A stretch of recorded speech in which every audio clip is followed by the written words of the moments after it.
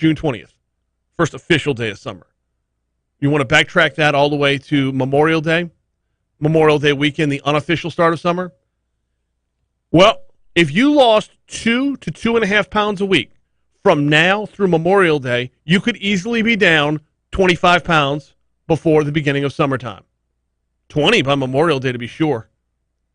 Give them a call, 763-9600, 763-9600, or just swing on by. They've got an open house going on all week long at the corner of Bluebonnet and Perkins. It's Go Slim Nutrition. Quick break. Let's talk sports next.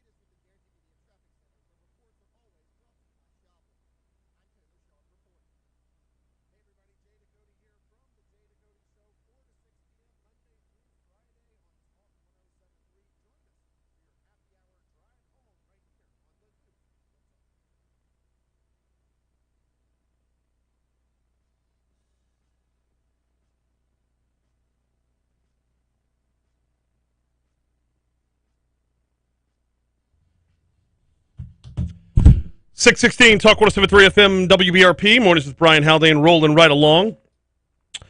We talk sports in this segment just about every single morning. I think just about every morning. Yes, we always talk sports in this segment.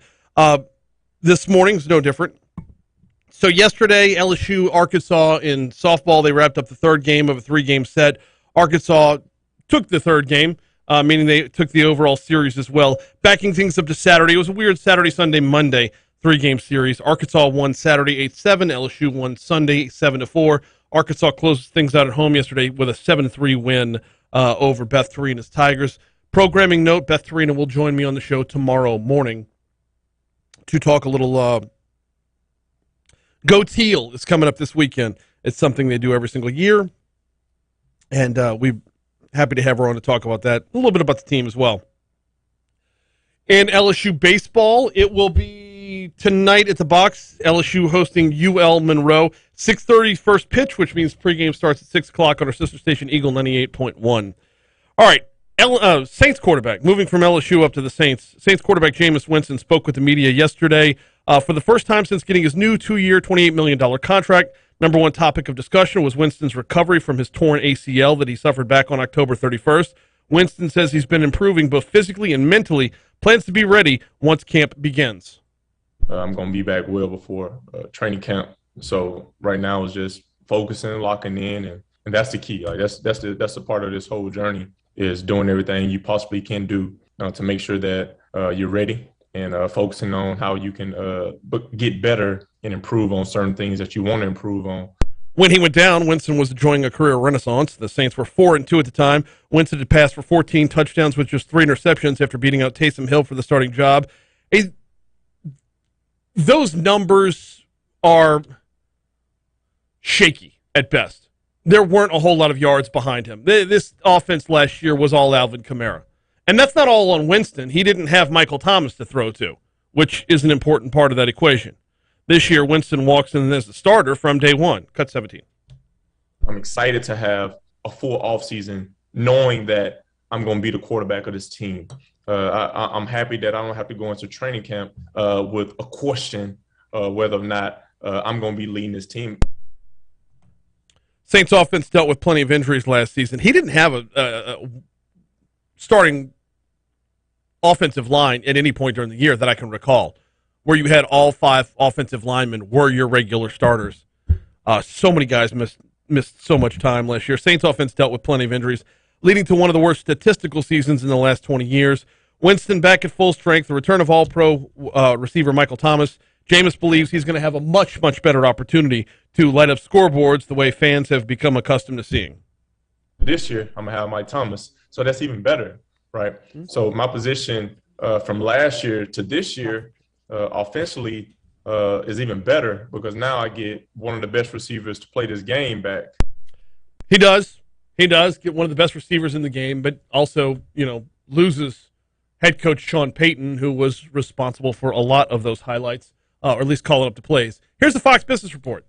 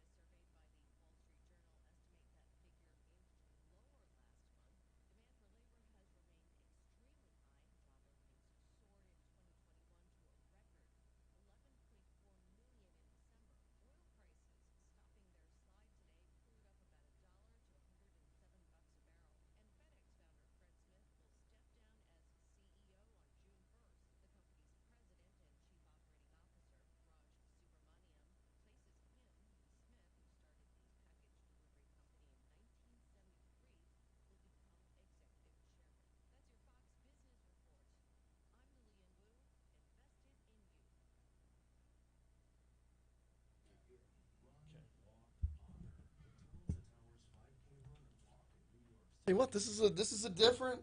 I wasn't expecting this. I like to be kept on my toes,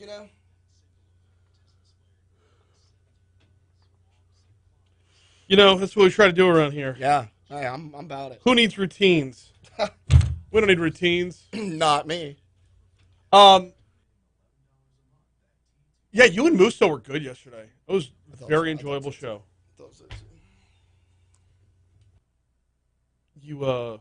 I could tell he likes to stay very, as it's easy to get into that. As Moscona's producer, Moscona's very regimented. He does not like to, Matt likes to be off the cuff, likes everything else to stay within it. So I can tell he sticks around that format a lot, and it felt like you were going a little bit over the top to throw him for a loop every once in a while. No, I wasn't. I wasn't trying to. It was a fun vibe, to say the least. Freaking Julius Randle. I'm just kidding. I'm messing with you. Dude had 13 rebounds. If he'd have had 17 points, When was the last time Julius Randle had 5 or 6, whatever he had? 5. He shot 1 for 9. And when's the last time the Knicks won when Julius Randle had 5 points? Right. What a joke. And you wanted 4, 5, and 6? Yep. Cool. Yeah, so the computer's an Eagle. Won't come on. At all? No, Scott had that problem yesterday. Because I tried to ingest in there. The first traffic I ingested in here, I had to log into my own account on Tiger. Because on the computer right here, it says Tiger123 exclamation point is the password. That is not the password. Because I've tried it like 10 times. Probably a password from like 4 computers ago. Yeah, like it's not the password. So I was like, Meanwhile, hey.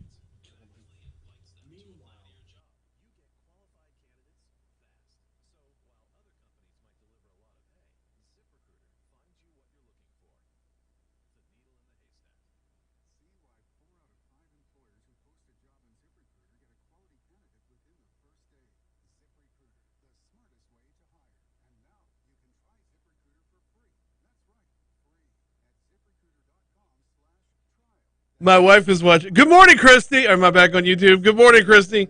She says, we can hear your passwords. It's okay because it's not the real password. It's not the password. It's supposed to be. It ain't on. It ain't. Because when I saw it, I was like, of course this is the password. Why would it not be?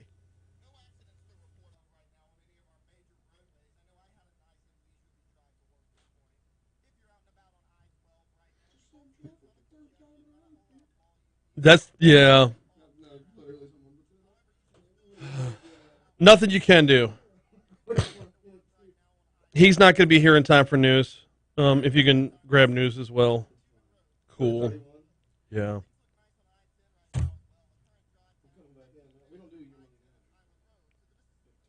No, at 50 we do.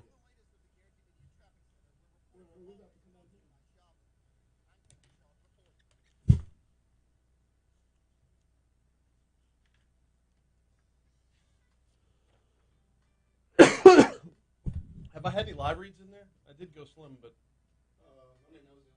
okay. 624 Talk 107.3 FM WBRP. Mornings with Brian Haldane, rolling right along. So I know we've all kind of moved on from the COVID stuff. I just can't let go. I don't know. Maybe it's some kind of what did Nick Saban used to call it? Catastrophe syndrome. I always feel like the other shoe's about to drop, so I check in on the website daily. And yesterday, when I clicked on the website, very, very encouraging. Fewer than 100 folks hospitalized within the state of Louisiana as of yesterday. 89 to be exact. That is a mark that LSU's infectious disease expert, Dr. Katie O'Neill, says, in addition to a lull in cases, gives the medical community a much-deserved break, but only with about 53% of the state's population vaccinated, O'Neill says that lull could easily change. And in some regions, as low as 30% of people are vaccinated right now, which is not enough to prepare for the next surge. Okay, I understand that. But there were 198 new cases reported yesterday, and that's over the course. Yesterday was a Monday, and they don't report numbers over the weekend. 198 new cases out of over 13,000 tests. O'Neill says the key ingredient to returning to a life where we don't have to keep up with the case counts is prevention. Best form of prevention is being fully vaccinated. O'Neill says after a year of vaccine availability, there are no significant long-term side effects from the vaccine. It's still the best form of preventing a severe case of COVID. Those people who were in the clinical trials, we have 2 years of data that show that the only long-term side effect you have from vaccination is protection.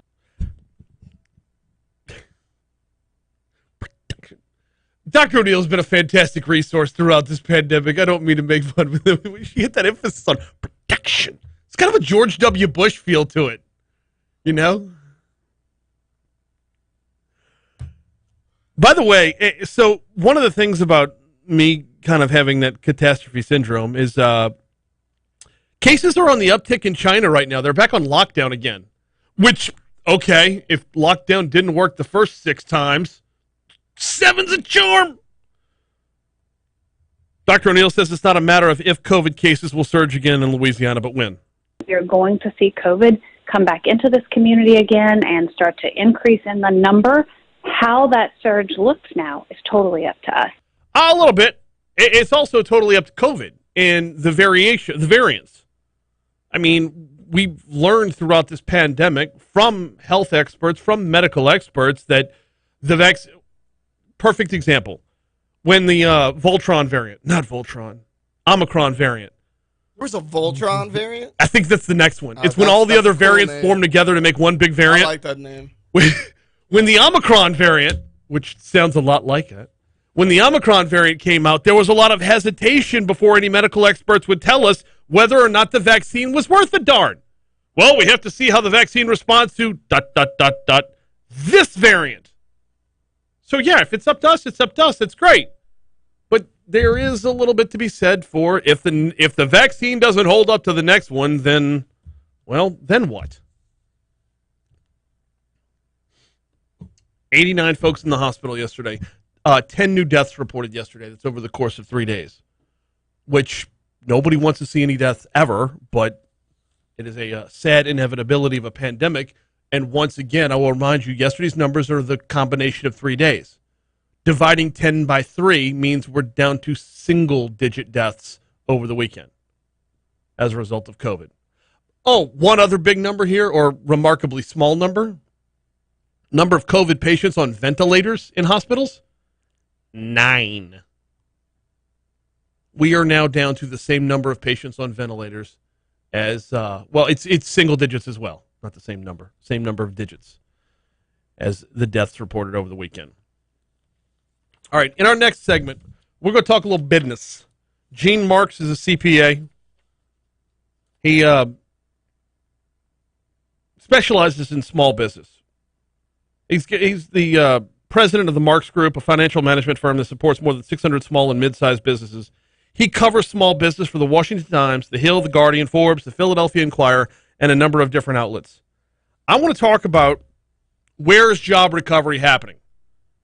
In this state of the pandemic, where is job recovery coming from? Through February, 15 of the top 20 states for jobs recovered are run by Republican governors. 17 of the top 20 states have Republican-controlled legislatures. Where does Louisiana fall in that number? And what can be replicated, not from a matter of the letter behind the name of the person in charge, but the policies being enacted?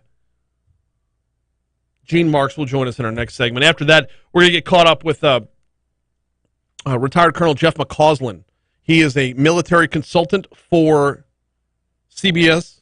Joins us every so often, and will join us at 6:52 precisely to talk about what's going on in Ukraine. There's supposed to be more peace talks coming today. At this point, I don't know how peace talks even look.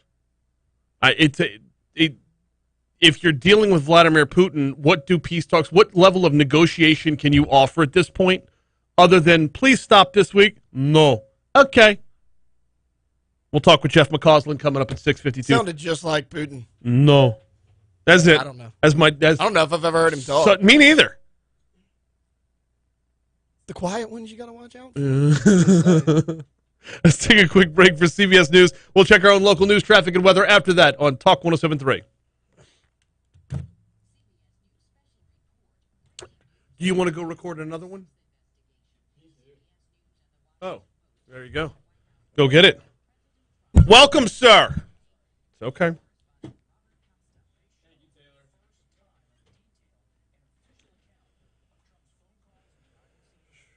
Our 6:35 guest should be calling in. Taylor already got us up on YouTube. Check the description because he was doing it on the fly. I don't expect him to have a whole lot of detail, and I didn't put a title for today's show. Perfect.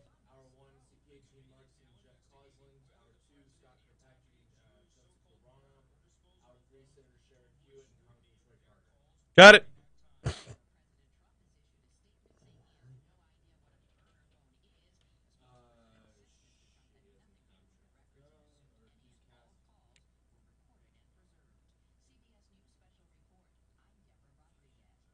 Fire off the brake then and get it dirt. Oh, you got it.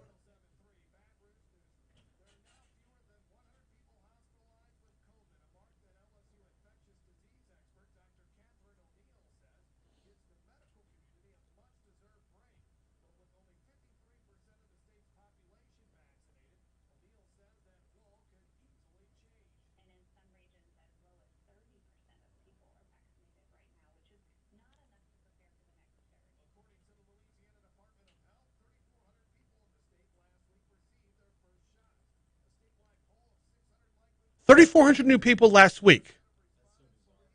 Yeah, the vaccine's been out for a year now. Well over a year now.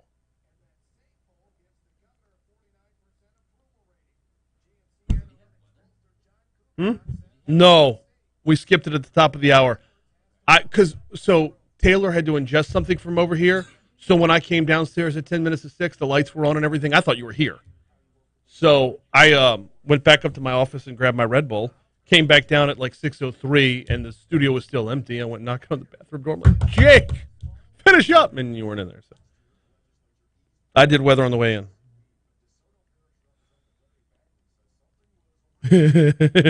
Troy says bonus points if you get Dr. O'Neill to say in an interview, strategery.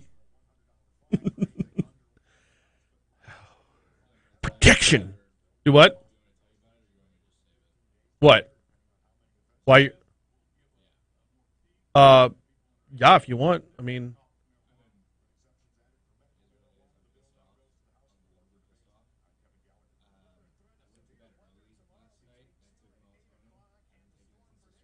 kill the mics. I don't.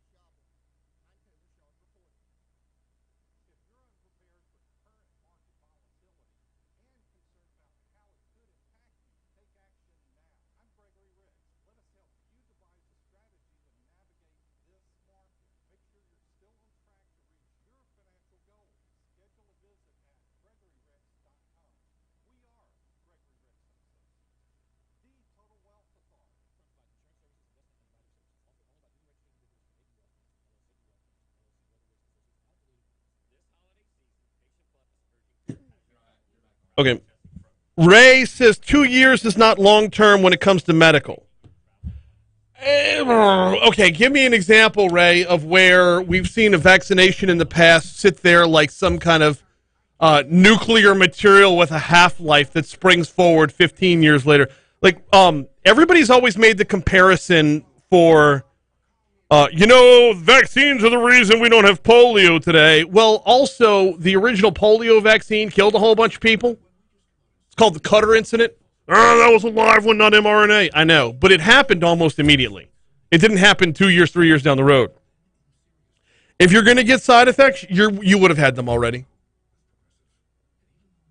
Because we all, you know what though? Along with that, I don't know. Are you talking about long-term effects of the vaccine or long-term effects of COVID? No, he's supposed to call us. Has he not called yet? Curious. Here.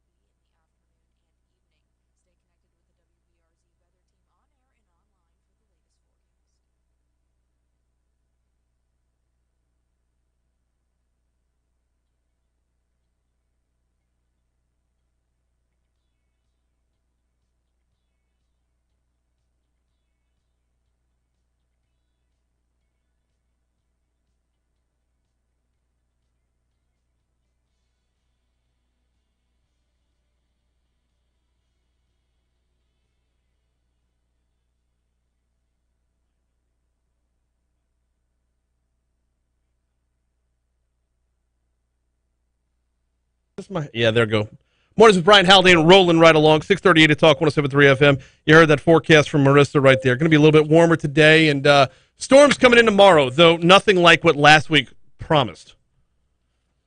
We got a lot of ground to cover on the show this morning. I crossed up the streams here a little bit, mixed up my guests, and fortunately enough for us, Gene Marks.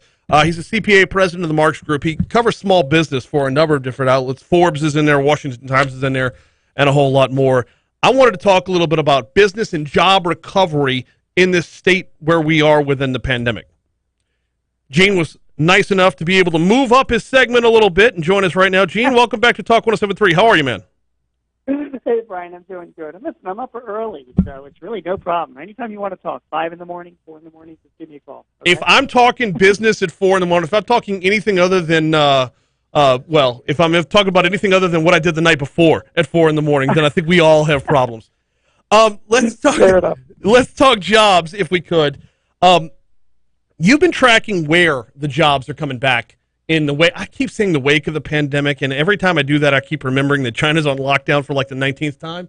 But where we're at in the pandemic right now, let's dive right in with where are the jobs coming back? So the biggest increase in jobs that we're seeing, good news, is retail and restaurants and travel as well. Mm-hmm. And it shouldn't surprise. I mean, first of all, the benchmark is so low because so many jobs were lost in those industries. Mm-hmm. But in the latest reports from the Labor Department, it was those three industries themselves that showed the biggest gains. Travel industry itself has been strong in job growth. Brian, I don't know if you've been traveling lately, but the airports are very busy and the planes are full. And recent numbers from the TSA show that airline traffic, passenger volumes, like 90% of the levels that we were pre-pandemic. So they've really recovered. Yeah. And obviously that's reverberated across the entire industry.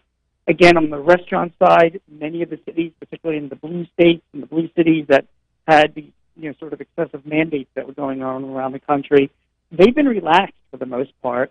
And because of that, restaurants have been seeing more traffic themselves, and they've been hiring people. So those are the three big industries where we've seen the biggest job growth. Having said that, though, other industries continue to remain strong. Construction in particular has had a very strong year. They're just, like all businesses, particularly small businesses, Brian, the issue isn't employees themselves are finding employees. Right. Where are they? They want to hire. They just don't have as much as they would like to, if they would like to hire.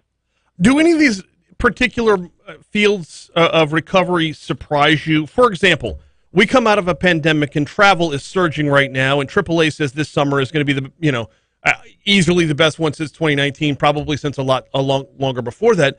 But we come out of the pandemic into the Russia-Ukraine situation and into gas prices being more than double what they were from the day that President Trump left office and President Biden took over. That it feels like we come out of one bad scenario into a separate bad scenario that would hinder travel especially. Yeah.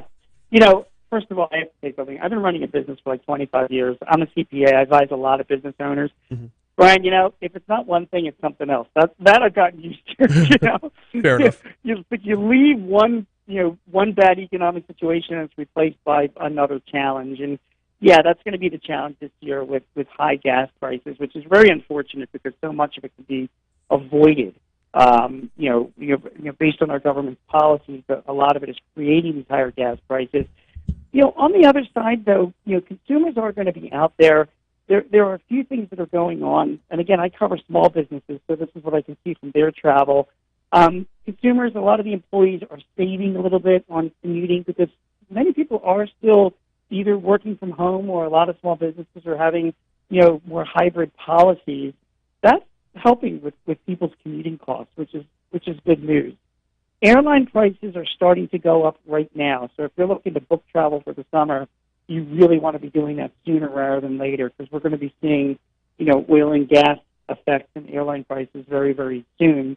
The other thing to keep in mind is that, the markets themselves, particularly the stock market, have stayed relatively strong, Brian. So people do have more disposable savings. Household savings are still at an all-time high, and people have been cooped up for the past couple of years. And They're willing to spend a few extra bucks just to get out and go somewhere. So I think that's why AAA is making their predictions that travel this summer is going to be strong.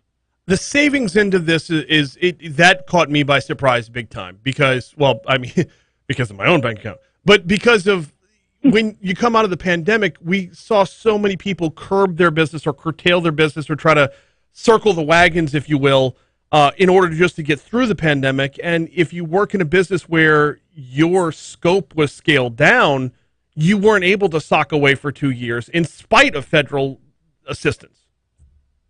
Yeah, and all of that it depends. Depends on the business you're in. Depends on the region that you're in. Depends on the industry that you're in. What I've seen from the pandemic itself, Ryan, is that other than the obvious industries that got pummeled, again, like restaurants and retailers and travel, many of my clients did quite well during the pandemic. Construction continued on. E-commerce jumped. A lot of manufacturers, job shops, distributors continued to do their thing. And so they really did weather the storm, which, by the way, is a whole other story about the resilience of the American economy and what a great country this is. 100%. It's amazing. No question that some people were hurt. But, it's those middle-class workers, and upper-middle-class workers, the corporate workers. Corporations did not lay off anywhere near the extent that they did in the downturn of 2009. It kind of would have been a public relations disaster for them to do that. So you had a lot of workers working from home, and a lot of them started up side businesses. There was 1 million new business applications filed, 1 million in the past 2 years. Many of them by those corporate employees who were so busy at their jobs when they were in the office and suddenly had some available time and they were working from home, and they made some side money in addition to their corporate job. I think all of that kind of fueled savings. Oh, no, yeah. That driving spending now. Oh, the side hustle just exploded throughout the pandemic, and it's going to be glorious to see some of the side hustles launch into just full-on entrepreneurship. Others remain side hustles for supplemental income. Either way, it's going to be good for the overall economy. Gene Marks, CPA Gene Marks is our guest. We're talking about the recovery or job recovery post-COVID. I know, post-COVID. Gene, it was noted that 15 of the top 20 states for jobs recovered since the coronavirus pandemic are led by Republicans. 17 of those states have Republican-led legislatures. Is there any secret sauce? Is there any magic ingredient here, or is it just a matter of Republican states tended to open up their doors a little bit sooner?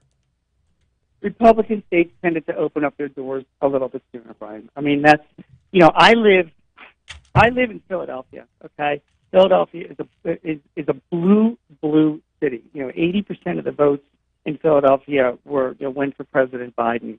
And up until a month ago, Brian, you could not go to a restaurant in Philadelphia and eat a meal unless you could prove that you were vaccinated.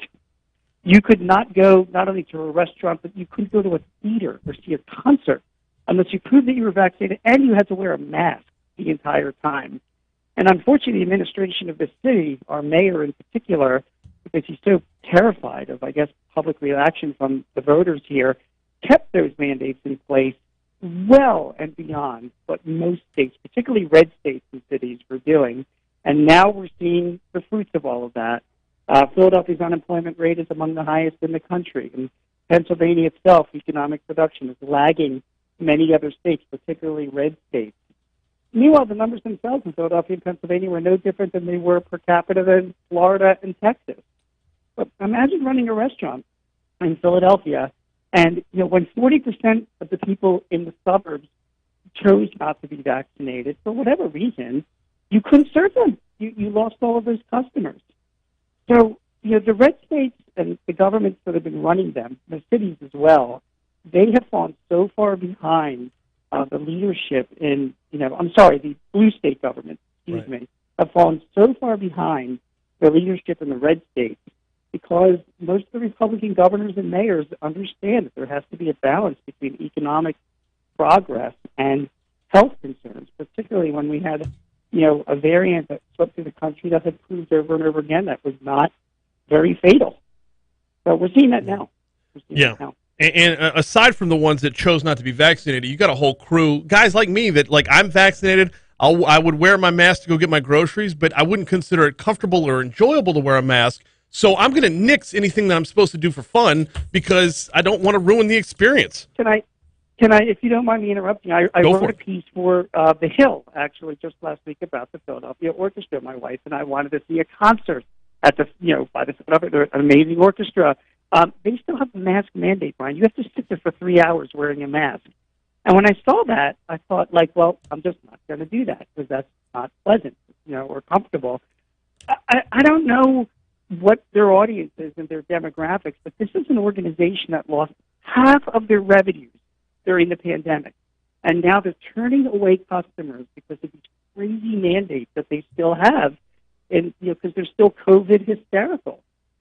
So, I think you're absolutely right. I think a lot of people are just choosing not to frequent these businesses. The Philadelphia Orchestra is a small business like anything else. They're hurting themselves. That is not the same case in your state and many other states around the country, where the mandates themselves are not as excessive. And the leaders of certain organizations, public-facing organizations, are not so hysterical about COVID. Most people have moved on, but some parts of the country still don't believe it. And that's an orchestra where you had to wear a mask. It's not even like you're going to see Journey and you're belting out "Don't Stop Believing" from your seats.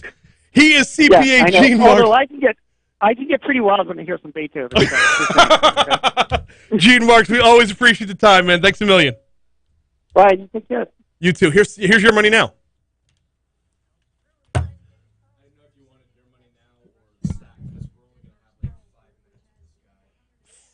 See what's deletable within there, and that's fine. All we need is 5 minutes. Isn't even an actual spot.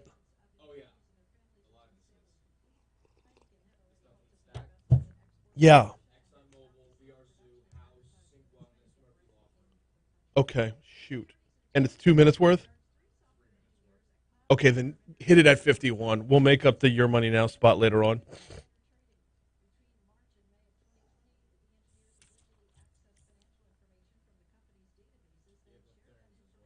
Okay, I'll do that next hour.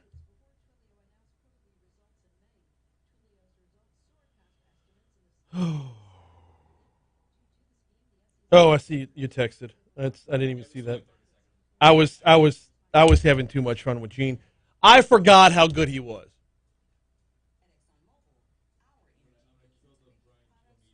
Yes.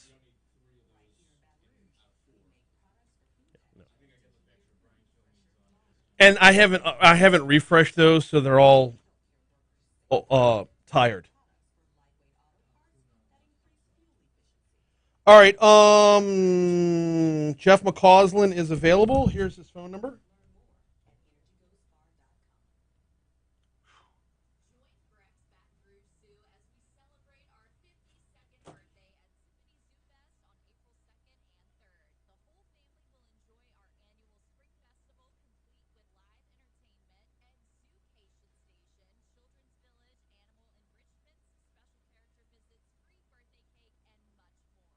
On YouTube, did you enjoy Gene Marks?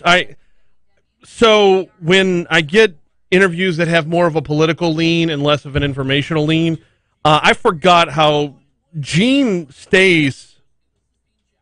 Gene stays with the numbers. He's a CPA. That's what he does.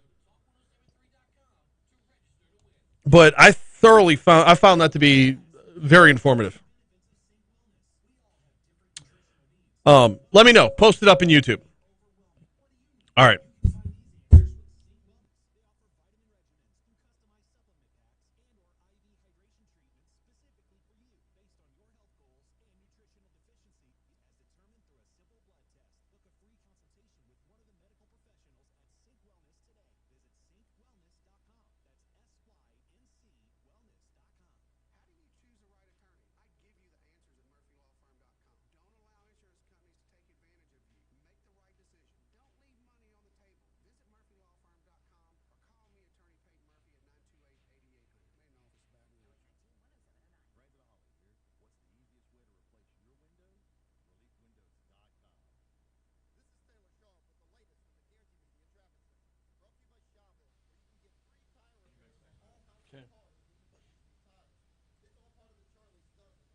Anything y'all want me to ask Jeff McCausland, I'll toss it out there. If I see it, I'll get to it.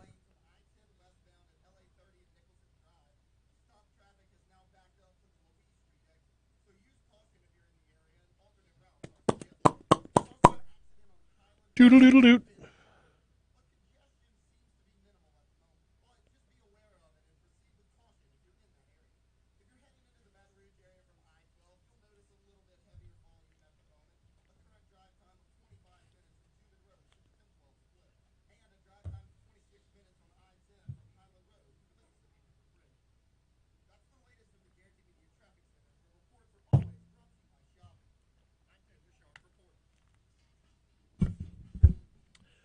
.654 Talk 107.3 FM WBRP. Mornings with Brian Haldane rolling right along. Ran a little long in our last segment, so let's dive right into the next one. What is the latest on the war going on with Russia and Ukraine? Joining us now to talk about that, retired U.S. Army Colonel. He's CBS News' military consultant, Jeff McCausland. Colonel McCausland, good morning. How are you, sir? Brian, I'm doing well, and I hope you are also. Doing fantastic on this end. So I saw the headline that says, peace talks are about to resume. At this point, what do peace talks even look like other than Ukraine saying, please stop? Well, peace talks look like a couple of things. One is there's actually negotiations on, if you would, the conduct of the war. So one thing they'll be negotiating is humanitarian quarters out of cities that were under siege, places like Mariupol, to try to get innocent civilians out of the area. That'll be a topic of discussion that hasn't gone very well. The second topic of conversation, particularly in Ukraine, is how do we safeguard the fact that there are 15 nuclear power reactors in Ukraine to ensure that they're protected in the combat and not damaged, causing, a nuclear catastrophe beyond our wildest imagination. So those will also be part of the talk. But the basic contours of the negotiations seem to have been put in place. On the one hand, the Russians now appear to have dropped their demand that the Zelensky government be taken down and be replaced by a new government. And on the Ukrainian side, though, they have insisted they're willing to negotiate anything, but there are certain things that they say are red lines. Those are people. People that have been moved out of the country have to be returned.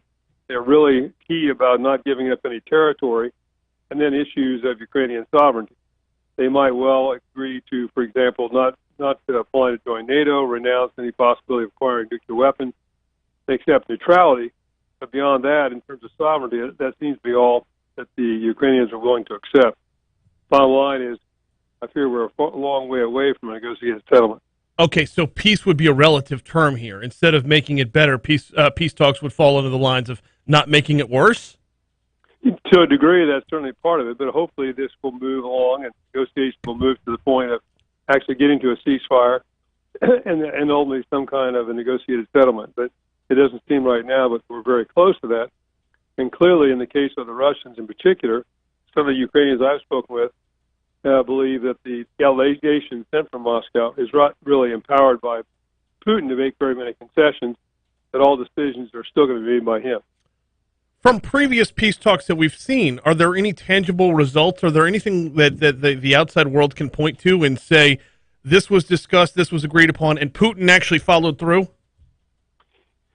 So far, those have been limited. There has been talk, like I say, about the humanitarian quarters.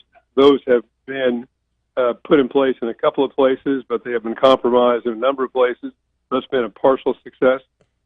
It does seem that the negotiators have agreed to some safeguards around the nuclear power facilities in consultation with the International Atomic Energy Agency out of Vienna. And so far, at least, we have not had that type of a catastrophe. But beyond that, and simply the fact that we are talking, and which is always a good thing, I can't really put my finger on anything else that I would say is dramatic progress in the negotiation.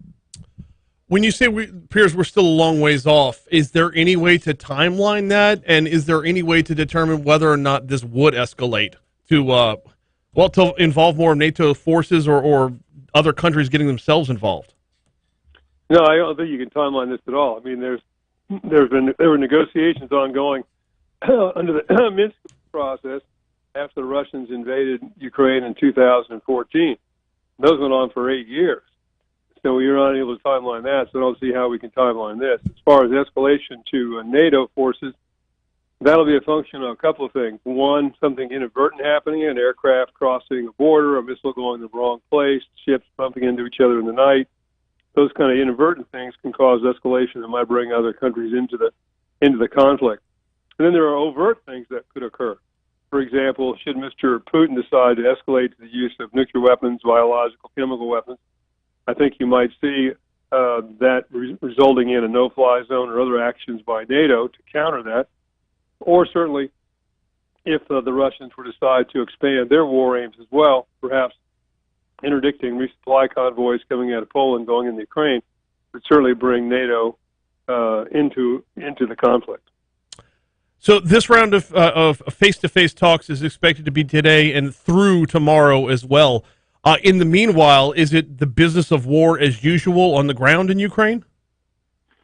Pretty much. So the war has changed in the last, I'd say, 4 or 5 days. For the first month, it was clear that the Russian aim was to capture Kyiv, take down the government, and so the political objective was to destroy the Ukrainian government. It was, if you will, a war of annihilation. We're going to move fast, we're going to move quick, we're going to roll up the Ukrainian forces, capture territory, bring the government down. That particular campaign failed, and the Ukrainian resistance was far more than the Russians expected. So we've now moved into what I would call a war of attrition. Both sides bleeding the other side, seeing who's got the most willpower. And we see that in fighting around the cities, which has kind of stagnated around Kyiv, around Kharkiv, etc. We have seen the Russians taking up defensive positions. We have seen the Ukrainians in some places taking back some modest amounts of territory. The one exception to that probably is around Mariupol, which is emblematic, really, of the change in Russian strategy as well, though, in that they continue to use long-range fires, missiles, rockets, aircraft, artillery, just to pound on these large cities in an effort not only to defeat the Ukrainian military, but they believe to break the willpower of the population and get Zelensky to sue for peace. He is CBS's military consultant, retired U.S. Army Colonel Jeff McCausland. We always appreciate the time, sir. Brian, a great pleasure. Thank you. Let's go from CBS's military consultant to CBS's World News Roundup. Yeah, it's good enough. I should have had McCausland on at 6:35 because I could have used a lot more room to run there, and I would have gotten out on time. That's all right. I didn't realize I scheduled them both for 6:52. I legit thought I had Gene Marks at 6:35 originally.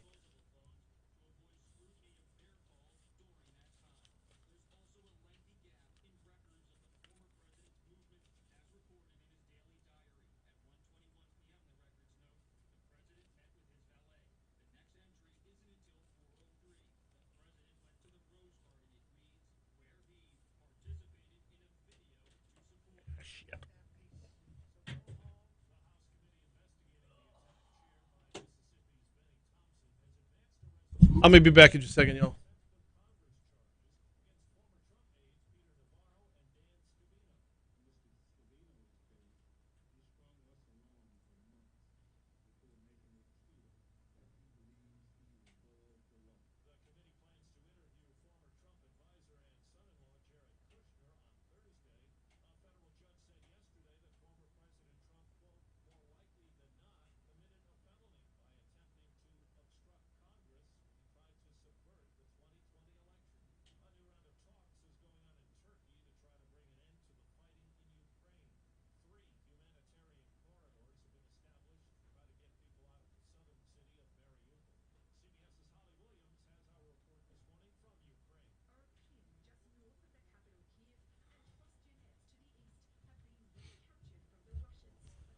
It's such a weird place to be in.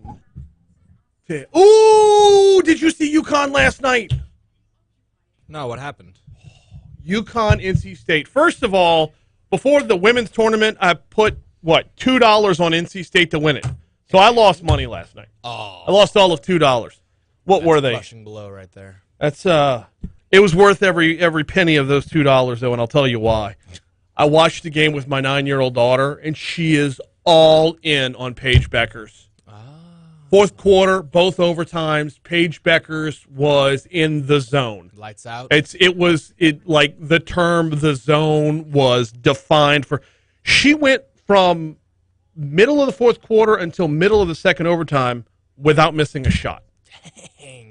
Does she prioritize the three ball, or is she kind of like a paint piece? No. She finds her spots on the floor. Oh, wow. It's nothing. It's very Chris Paul-esque. Okay. It's very much like create space. Yeah. Create space and drain it. And that's exactly what she does. Let me see if I could find where. Was that showing highlights up on the monitor above? Yeah, it was. UConn ended up winning in 2 overtimes. I believe the spread was 4, and they pushed. They won by 4, 91-87. Where's my pick on NC State?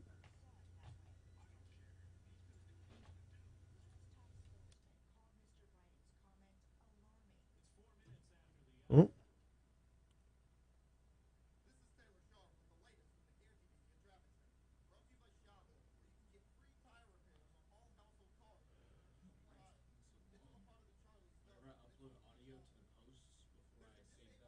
Yeah.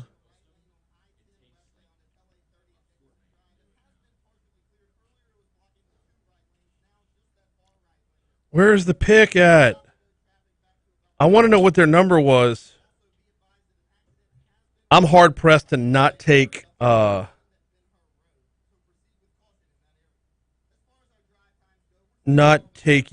to win it all at this point. Put more money down on a futures.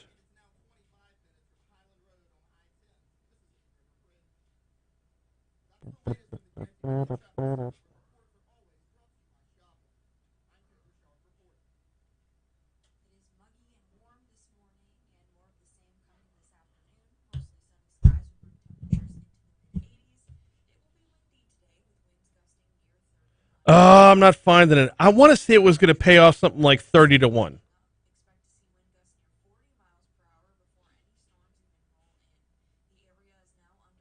Good Lord, I put a lot of bets on this tournament.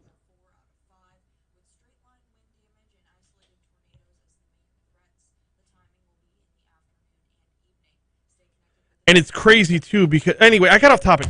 Paige Beckers, what we're looking at right now is if it sets up to where it's UConn and South Carolina in the championship game, and I know this is a bold take and probably based on nothing, but I'm seeing this as being the women's version of Magic versus Bird from '79. It's Boston and South Carolina. Anyway. 7:06 Talk 107.3 FM WBRP. Hour 2 of Mornings with Brian Haldane coming your way right now. Brian here with you. Jake producing. Welcome aboard. Good morning, everybody. You heard the traffic report from Taylor. You heard the weather report from Marissa. Should stack up to be a pretty decent day today. Tomorrow, you heard Marissa report. We could have severe weather back in the forecast again. Not to the level that we saw last week, but the report that you heard from Marissa and the headline on WBRZ.com reads severe risk upgraded for Wednesday afternoon. More on that as it rolls along, and since it's not till Wednesday afternoon, we probably won't talk about it until tomorrow morning, but be on the lookout for it's not going to be the level that we saw last week. And honestly, in Baton Rouge, we didn't see it last week. We saw it to the west, and we saw it to the east. We were super lucky. Hey, this hour, we're going to talk about a bridge. We're going to talk about setting aside $500 million for a new bridge. We're going to talk about why that is not just putting money in a sock and putting it in your closet. Scott Kirkpatrick is with Crisis. Crisis is an acronym that stands for Capital Region Insufficient Streets is Standard. No, that's not right. Capital Region Industry Solutions for Infrastructure. I always butcher it. Scott's going to be on with us in our next segment. The folks at Crisis are looking to get a new bridge built. That's the long and the short of that. I had the dadgum thing pulled up. Crisis Baton Rouge. Capital Region Industry for Sustainable Infrastructure Solutions. If I put the infrastructure on the wrong spot, I get it backwards. Scott's going to join us in our next segment. We'll also talk with Chelsea Borrano this hour. She's got an event coming up Friday night called, it's the overall thing is called the You Aren't Alone Project. There's an art event coming up Friday night that sounds like a good time. Anyway, You Aren't Alone Project is something that, I've taken a personal interest in because y'all know I like to talk mental health whenever we can. I believe that we're nowhere when it comes to mental health and can only make progress when it comes to battling depression, anxiety, and the repercussions of. Because the repercussions of depression and anxiety are the stories we read about all the time. It's drug addiction. It's suicide. It is so many different things that plague our society. Why not talk about them before they become those plagues on our society? Chelsea Borrano is going to join us at 7:35 to talk about it. We're going to get you to the top stories and trending in just a second. Got to remind you about the folks over at Matherns Market. If you're heading out to see LSU and ULM this evening at the box, might I suggest swinging by Matherns? They're on Nicholson at the Nicholson Gateway Shopping Center. Full-service grocery store over at Matherns. In fact, download the Matherns app today and get your grocery shopping done before you leave work. Do your shopping online. I mean, unless you want to walk up and down the aisles. They got friendly people over there. Great service. Hit up Tony for a recommendation on a craft beer you haven't tried yet as we're getting to those warmer months. It's beer drinking months in the very near future. Oh, Easter's coming up. That's, what goes better with crawfish season than beer, right? Yeah, Matherns, they've got you covered. Downtown on 3rd or Nicholson in the Nicholson Gateway Shopping Center. And, of course, if you're tailgating for a little LSU baseball, no better place to stop on your way than Matherns Market. Time for top stories and trending. Let's roll.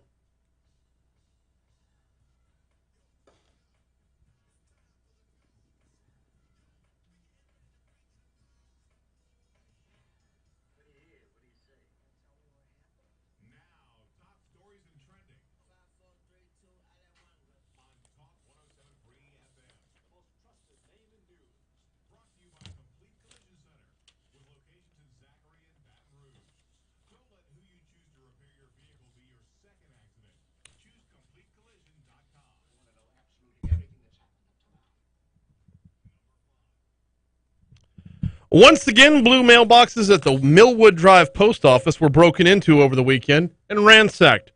Monday, the boxes were taped up, letting people know not to drop their mail there. It's a problem that's happened over and over again. This is the second time at the Millwood location. Our news partners at WBRZ reached out to the Postal Service, who told them they are aware of the incident, but also they had a message for anyone who may have used the blue bins recently to stop using them and be on the lookout for what might be missing. No word on when those blue bins will be usable again, but the post office says you can always drop your mail inside. Grabbing this one from Timothy Boone over at The Advocate. Fast-growing grocery store chain Aldi has submitted plans to build a store on Rieger Road and is looking to hire a store manager. The chain's running ads on its website for a store manager trainee for a location on Rieger. Last week, it submitted plans to East Baton Rouge Parish officials for a nearly 20,500 square foot freestanding store. In an email statement, all the officials said they don't have any information to share about the potential Baton Rouge store, but they've been growing rapidly across South Louisiana in recent months. If you're not familiar with an Aldi, I've seen them in other cities. Kind of a lower cost grocery store, and as they grow in Baton Rouge, this adding another chain to the mix off of Rieger Road. The Republican-led Louisiana legislature has voted to hold a rare veto override session to consider overriding Governor John Bel Edwards' veto of new congressional district maps. Lawmakers will suspend the current legislative session at the Capitol in Baton Rouge to hold the veto session, which can last no more than 5 days. Speaker Clay Schexnayder was on with us yesterday. He expects this to last 2. Not a whole lot to debate, Schexnayder said.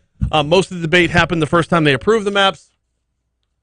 So, and I say maps because there are 2 congressional district maps that have to be that were vetoed. One came from Speaker Schexnayder, the other from Senator Sharon Hewitt. Hewitt is set to join us at 8:15 this morning to talk about this. So, back to The Advocate. Where should a new Mississippi River Bridge go? Officials want the public to choose from 3 options. Under pressure from the legislature, officials said Monday they plan to let taxpayers review 10 possible sites for a new bridge across the river. 7 of those sites are in Iberville Parish. There are 3 other sites that are on the table. Whether whether or not we can narrow this down on a timetable that can make legislators want to agree to the $500 million that Governor John Bell Edwards wants to set aside remains to be seen. All of the crossings would link traffic from Highway 1 on the west side to Highway 30 on the east side. Public gatherings to review the potential sites are set for April 25th through 28th and May 2nd through the 3rd. The session is slated to end on June 6th. So if they can punt on this $500 million till after all of the public input, narrow this down to 3 sites, we'll see if the legislature will go ahead and approve it. Gut take here, the legislators that are opposed to setting aside $500 million want a site, not 3 sites, a site. We'll talk with Scott Kirkpatrick in our next segment about it. Police responded to a shooting in the 1800 block of Birch Street near I-110 last night. Baton Rouge Police Department says 1 person was shot. There might be additional victims. Sources said the person was dead when first responders first arrived on the scene after 3 p.m. More on this as the story unfolds. Those are your top stories. Here's a look at what's trending this morning. We made it all the way up to 7:13 in the morning without mentioning Will Smith. The Academy of Motion Pictures, Arts, and Sciences said on Monday they condemned the actions of Will Smith during Sunday night's Oscars and will launch a formal review of his slapping of presenter Chris Rock. In a statement Monday, the Film Academy said, "The Academy condemns the actions of Mr. Smith at last night's show. We've officially started a formal review around the incident and will explore further action and consequences in accordance with our bylaws, standards of conduct, and California law." Smith sent out his own statement Monday saying his behavior was, quote, unacceptable and inexcusable. Best meme I saw. You want to stop this from happening again? Replace Chris Rock with The Rock. That's top stories and trending. Quick break. When we come back, let's talk about a bridge next.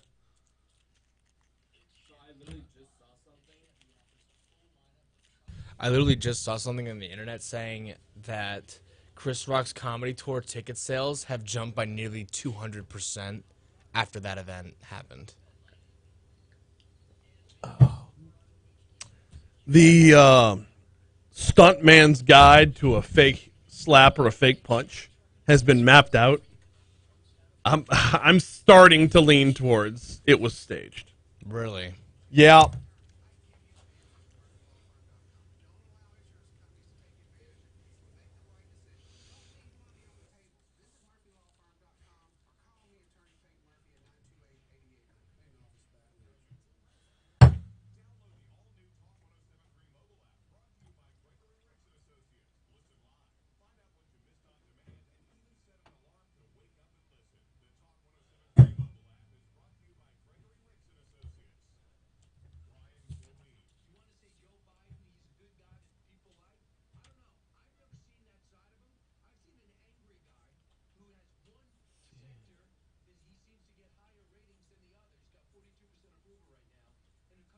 You could delete these through the rest of the show this morning. I didn't tighten up the log as much as I should have. I thought it was good to go.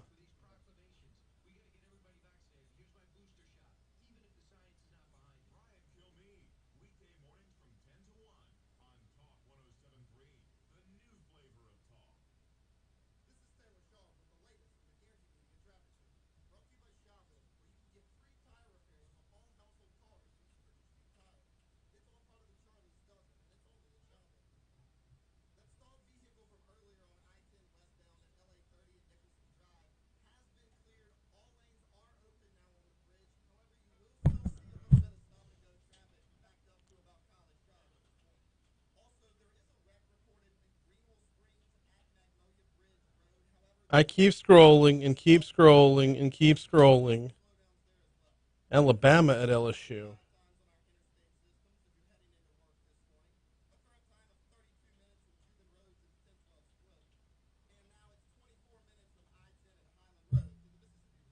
"24 minutes from I-10 and Highland Road to the bridge is not bad. We don't need a new bridge." Kidding.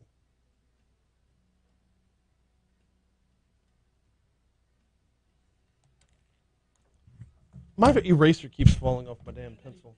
I don't know. Where'd it go? 717, Talk 107.3 FM, WBRP. Mornings with Brian Haldane, rolling right along. So, meeting yesterday says looking to narrow down potential bridge sites to 3. Is that still too many? to get $500 million set aside to build a new Mississippi River Bridge. Joining us now to talk about this is Scott Kirkpatrick. He is with Crisis. Crisis, now that I've written it down, stands for Capital Region Industry for Infrastructure Solutions. Scott, welcome back to the show. How are you, man?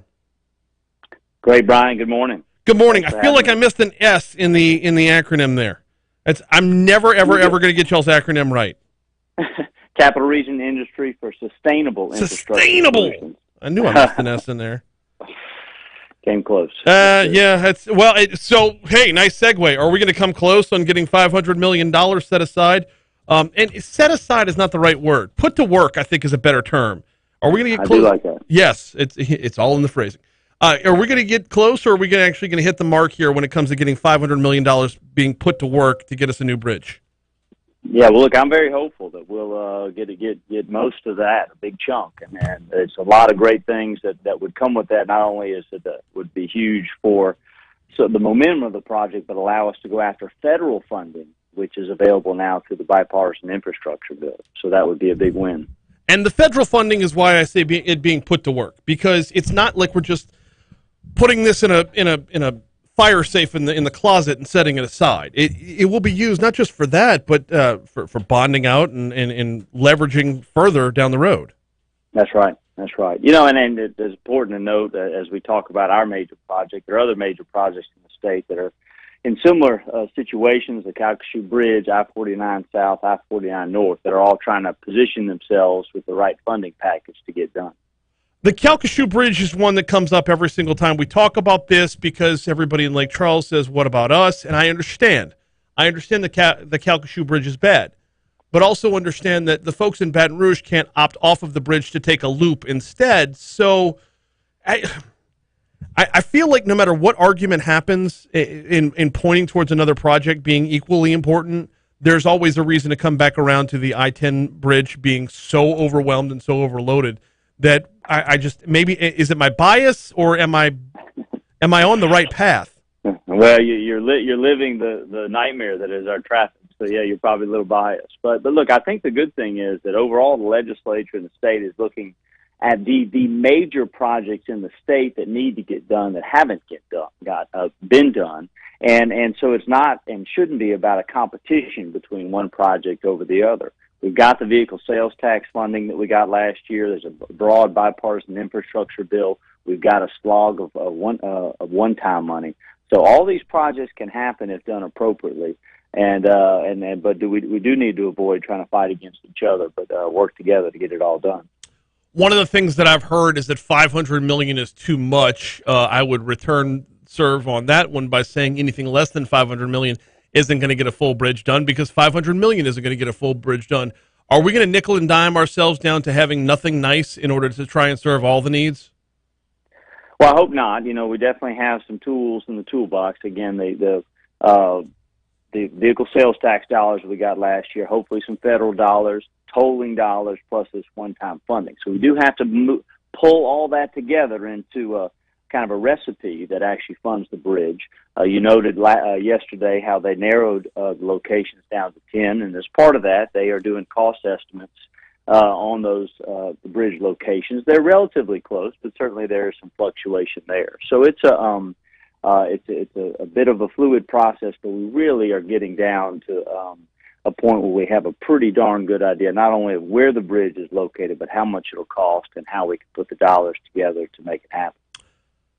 How much or how specific do you think everything has to be before the close of the legislative session in order to make sure these funds are secured?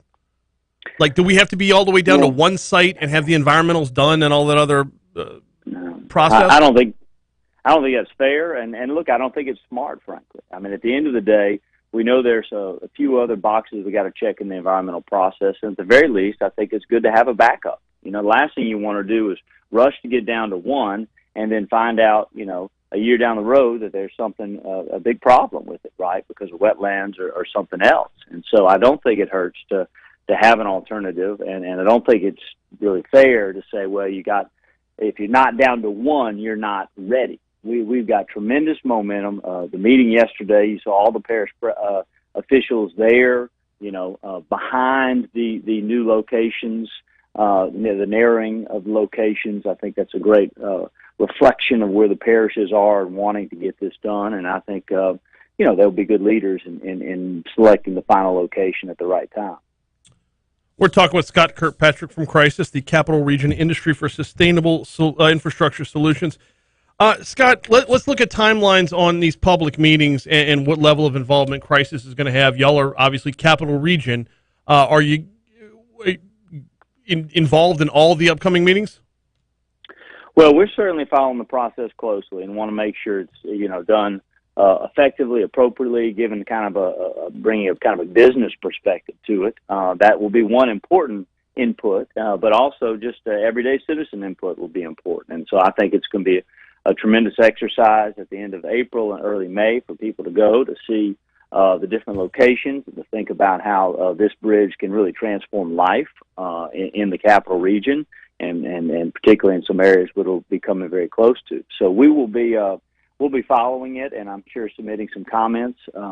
But overall, we're really pleased that it's progressing as it should. This is, in essence, we're 2 years ago when they laid out their timeline.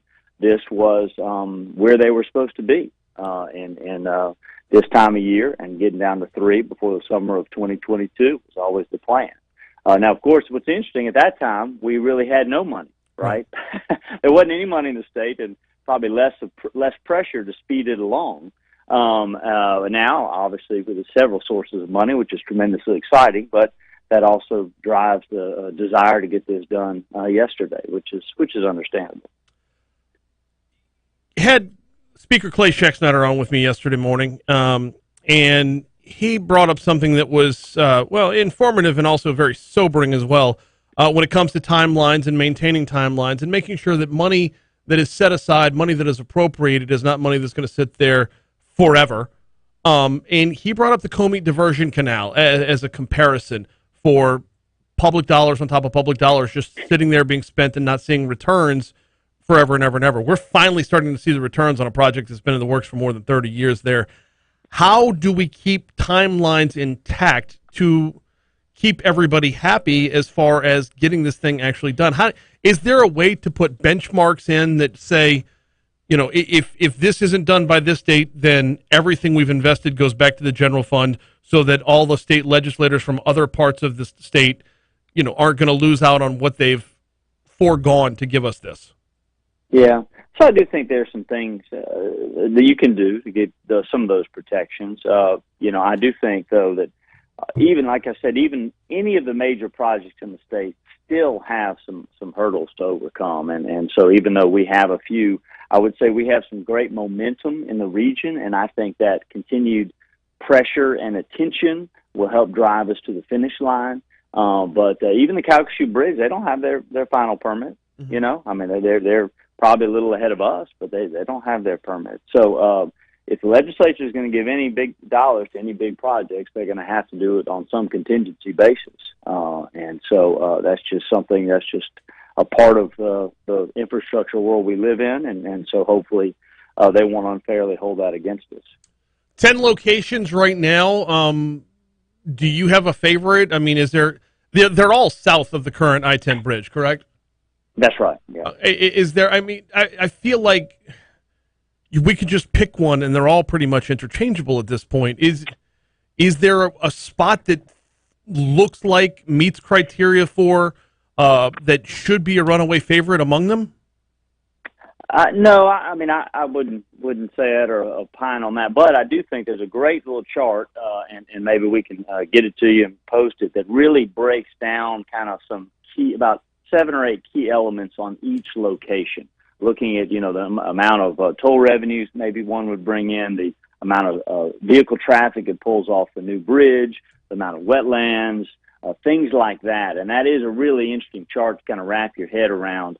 And you see, you do begin to see some that may be a little more promising than others. But, I think, again, as the public meetings come up, that's going to be another important input, right, as people come out and talk about how they feel about different locations.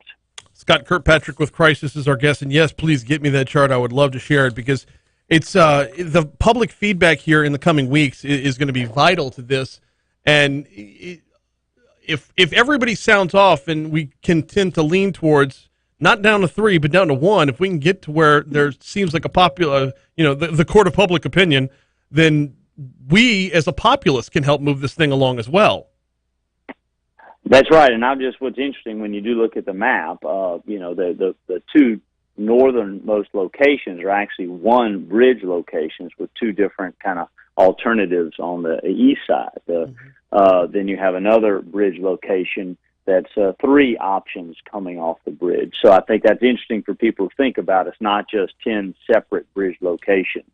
It's more in some ways about the connectors and where they go to. Is there any talk of putting this thing off further is only going to make it cost more? Well, I certainly that came up at the meeting yesterday. Not only, in particular, they were talking about right-of-way cost, but obviously the cost of materials going up. And yes, that's absolutely a concern. And actually already impacted some of the cost estimates on the bridge.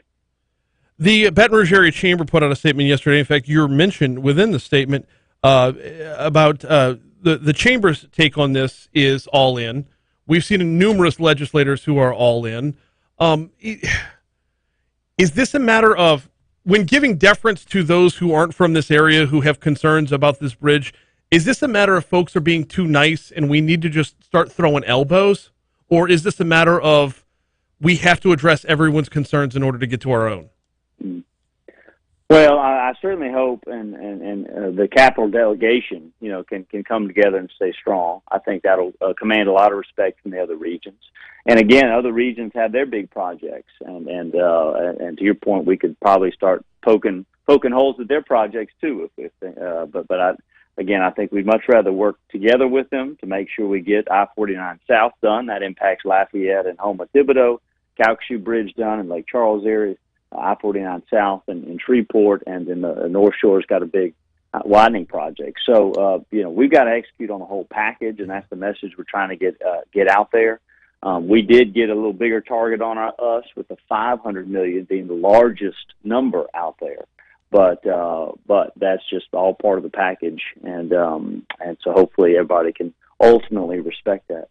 But it's $500 million that didn't exist a few months ago. We're straight up out of time, though. Scott Kirkpatrick with Crisis. Let's get you back on when the public meetings start. Great. Thanks. Appreciate that. Absolutely. Always. I realize that I'm bitter, and I'm petty, and I'm childish. I understand that. I don't care.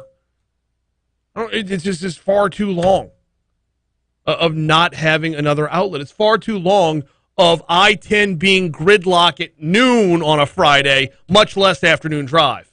Here's CBS News.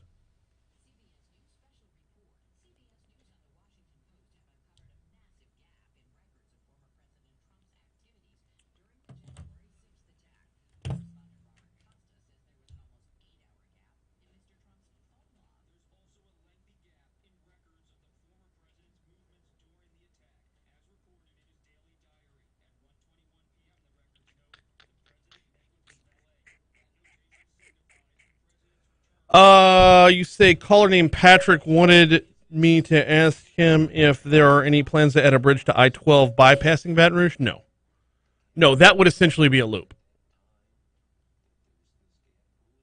I mean, how would you get to I-12 via a bridge?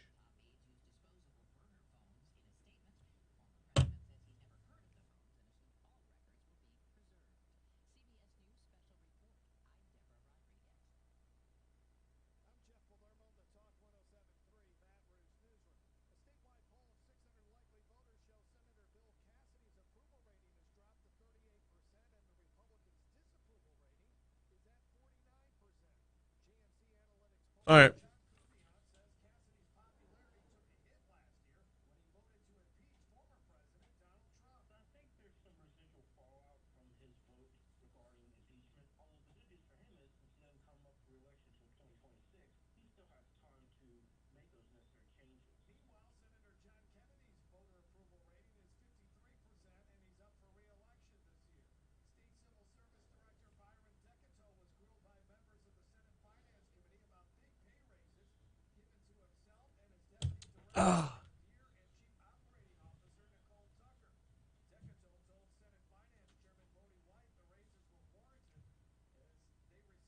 Oh.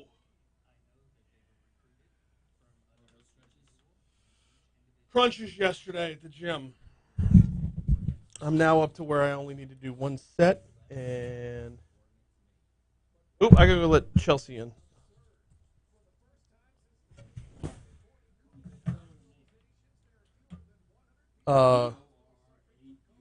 Yeah.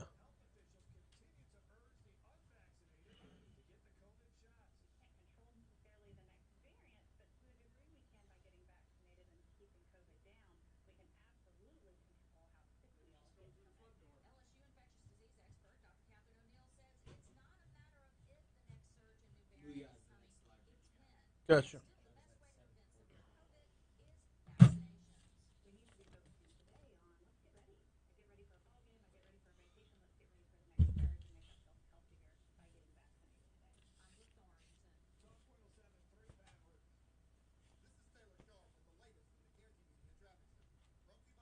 I gotta go.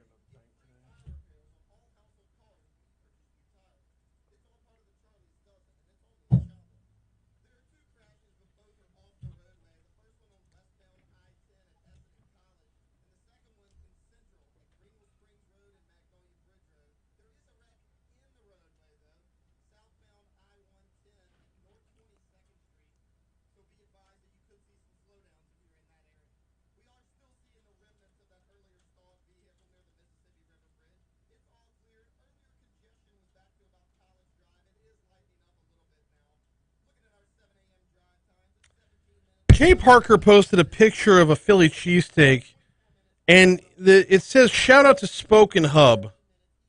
I didn't see a Philly cheesesteak on their menu, and the paper that's under the Philly cheesesteak is from City Pork. And it's on like a tin that you... there's all kinds of weirdness here. Christy and I went to Spoken Hub the other night. We went there Saturday night. It was fantastic. Ran into Adam Knapp from the Chamber. Also ran into Todd Gotro. And anyway, it was wonderful. Had the BR hot chicken.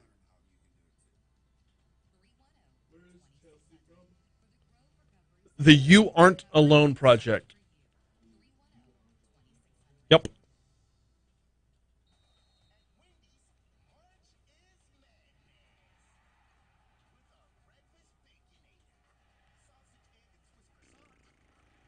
Let me go see where she's at.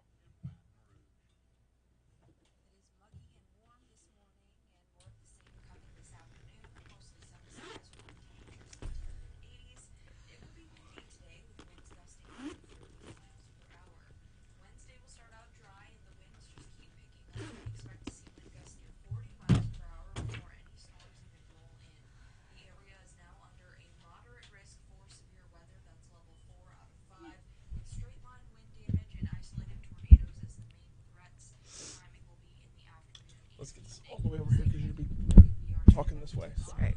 Thank you. Last time.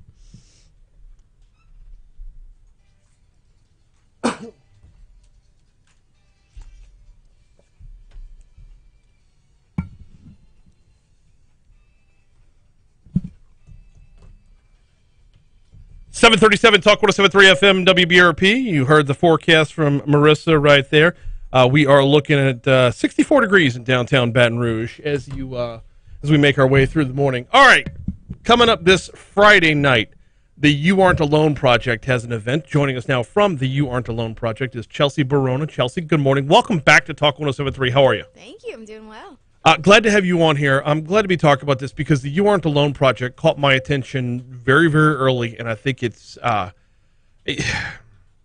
needs to be shouted from the rooftops, as many rooftops as possible. I talk about mental health on this show a lot.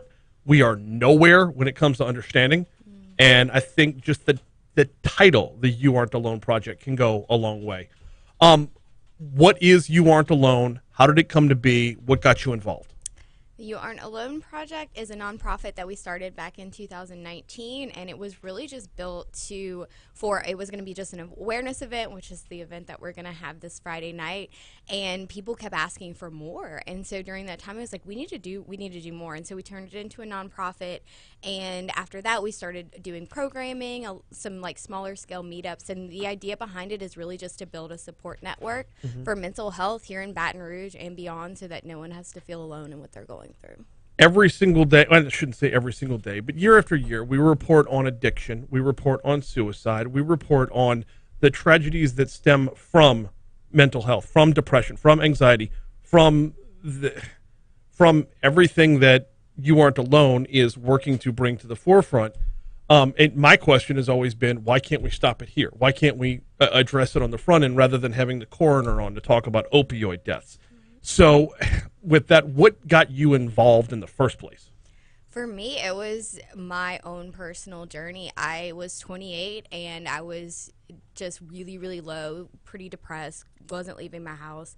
And at that point, I had really exhausted my efforts of asking friends and family for help. And I felt like no one really understood what I was going through. And so I picked up the phone and made a phone call. And after that, I got the treatment I needed. I got the support I needed. I started therapy, and it changed my life. And I started talking about it and telling people, and there were so many people that came to me and said, I really felt like I was going through this alone. I didn't realize that other people were experiencing this and that there was hope and help out there. How easy is it to slide down that rabbit hole of feeling alone? How easy is it to slide down that rabbit hole of society is cut off from you? So easy. I mean, with depression is a liar, right? So it just convinces you over and over again that you're not worthy of even getting the help or support you need. And so it starts to feel easier and easier to just say, no, I have to deal with this by myself. It's on me now. And so, the more we convince that we give into those feelings is the more that our body's like, yeah, this is it for us. This is where we are now. What's the mission for You Aren't Alone? Is it just awareness? Is there a further goal along the way? It started just about awareness for sure, of just talking about it. But as I've started grad school for mental health counseling, have really gotten into the field a little bit more, we're really trying to do even more to uplift the organizations that are already doing the work to make mental health more accessible to everyone. Got an event coming up Friday night. We'll talk about that event in just a minute. One of the things that the more we talk about mental health on this show, the more shocked I am to learn the scope of people, the range of people that it affects. If you would ask me, who is the most likely group or, most likely demographic to commit suicide, I would never guess that I fell in that. I fell in that group. You would. No. It's surprising at every single turn. What has been the biggest eye opener for you along this path?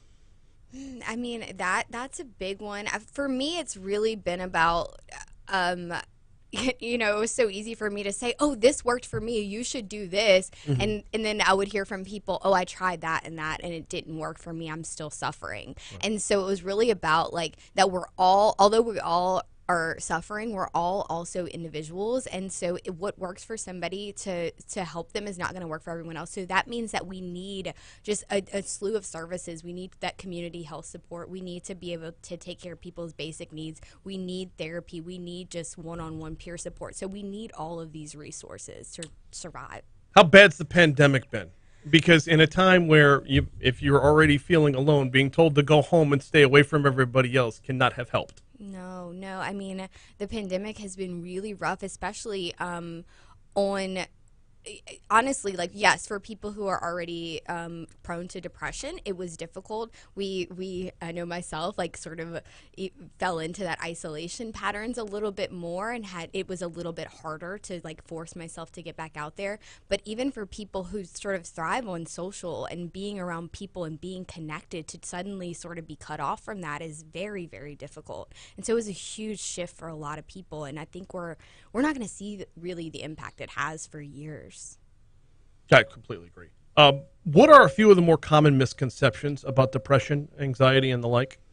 I mean, there's your typical that, you know, that something's wrong with you, you know, or that you can just get over it, that it's something you're doing wrong, essentially, right? And that's just not the case. There's a lot of factors that impact our mental health, and none of them are stuff that we're purposely, obviously, doing, or that is something wrong with us inherently. It's that, you know, maybe there's some experiences you went through it in your childhood, or some traumatic things that happened to you that are impacting the way your brain works today, the way your body reacts to things. Maybe it's a chemical imbalance, you know, maybe there are some things that you need to work through to practice better self-care, but none of it is essentially the individual's fault. Mm-hmm. Is there a difference, and this is gonna seem a little bit off topic, but I assure you it works. Is there a difference between coping mechanisms and crutches? Oh yeah, absolutely. And there's, you know, there's healthy coping mechanisms and there's unhealthy coping mechanisms. A lot of times those crutches or things that these unhealthy coping patterns that we've developed because they were survival tools, right? Mm-hmm. And that's another difference, is a lot of people were living in survival mode for a period of time, and they've gotten, and their bodies and their brains have gotten used to the tools they used during that time, which were absolutely necessary. But now that you're in a safe space, you have to start relearning those things and using new, better coping tools that are actually going to help you and not be maladaptive. One more before we move on to the actual event that's coming up Friday night, and that is, so if you need a support network, the support network around you can be on the lookout or whatever. How do you walk that line from someone who's on the outside looking in, who might suspect that, you know, oh, so-and-so needs a helping hand, so-and-so needs, you know, to be raised up a little bit, but doesn't want to be overly intrusive, doesn't want to be pushy, doesn't want to shove them far away? What's the balance there between wanting to help and not wanting to have a negative reaction to the attempt at help? Yeah, that's incredibly a difficult line to sort of balance. And I know there are a lot of people who want to be there for friends and family and just don't know exactly even just the words to say, because that can be sort of triggering for people too. Mm-hmm. And so it's difficult. But I think the biggest thing is to just, for somebody who's really, really struggling, to just know that somebody is there. It's not really about offering advice, right? Because, you know, for me, if I know someone's going through something that I've never been through, I can't really relate to it, but I can sit with them in it. Yeah. And so it's really just about saying, I am here, and saying it over and over again. And one day they might pick up the phone and say, I need you right now. And so just letting them know that you're there. And if you're suspecting that there might be some suicide ideation or, you know, an attempt, like, ask directly. That is one thing that you don't tiptoe around. You do ask somebody, are you thinking about taking your life? Suicide is obviously the biggest negative to be looked for, but there's so many other different outlets where people have the wrong path followed. Like I said at the beginning of the segment, we're nowhere when it comes to this, and all we can do is keep on opening up eyes and learning along the way. All right, Friday night. Yes. The event is coming up. Okay, I'm in seeing this thing. What the hell am I getting into? Yeah, I'm so excited to have you there. The You Aren't Alone live art event, like I said, was what kicked off this thing, and it's local artists translating their own mental health journeys, telling their stories, getting really vulnerable with us, and sharing that during one night, an event from 7 to 10 p.m. So when you walk into the space, you'll get to experience a display of visual art pieces in all different mediums that tells the story of what people have gone throughout their mental health journeys. It doesn't look the same for everyone, but the idea is that you're going to connect with these pieces in some way, and you're going to be able to find find your own story in these pieces, and in that moment you're going to see that you're not alone. And so after that, you get to experience actually a lineup of performance artists from, again, all sorts of different types of performances, from musicians to dance to aerial artists, that's going to be throughout the night, and they are all just putting their hearts and souls on that stage to share with us something they've been through and experienced so deeply, and how art has sort of helped them get through it. And so it's going to be amazing. We're also going to have some mental health organizations on site to be able to, so people can actually take away resources from this and be able to connect afterwards with some programs and events and things like that. When, where, and how could folks help? This Friday, April 1st, 7 to 10 p.m. at Gallery 14 off of South 14th Street, right off of Government Street here in downtown Baton Rouge. Get your tickets. They're available. Actually doing a flash sale right now, so they're only $15 while supplies last. And then come out to the event. Tickets will be available at the door. We'll have food. We have catering by Citrus Street Supper Club, who actually curated the menu based on the art show, so that'll be part of the experience. We've got beer from Tin Roof Brewing Company, wine, water, and soft drinks, so something for everybody. 18 and older. Well, yes. 21 for the beer, by the way. 21 Yes. to drink. Chelsea, I can't tell you how much I appreciate the time and how much I appreciate the mission. I know it's a struggle it's not going to be in the headlines until it's too late. That's right. So, Friday night, is there a website? YouAren'tAloneProject.com. YouAren'tAloneProject.com. She is Chelsea Borrano. Thank you so much for coming down here to chat for a little bit this morning. We are coming up on Your Money Now in just a little bit. Got to remind you what's going on at the River Center as well. Michelangelo is not there in person, but see the Sistine Chapel, unless you've actually seen it before. Seen the Sistine Chapel in a way that you've never seen it before. It's like laid out in front of you. It's a gorgeous event that's going on at the River Center right now, and you can win tickets at talk1073.com, talk1073.com. Register to win. We've got tickets available for you. Michelangelo and other Ninja Turtles at the River Center. No, God, it's not fair. And going on at the River Center right now. Check it out at talk1073.com. Right now, let's check out Your Money Now. Thank you so much for that. That was awesome. Great. I appreciate that. No, my pleasure. It is like it's legit something that. Kill the mics for a sec.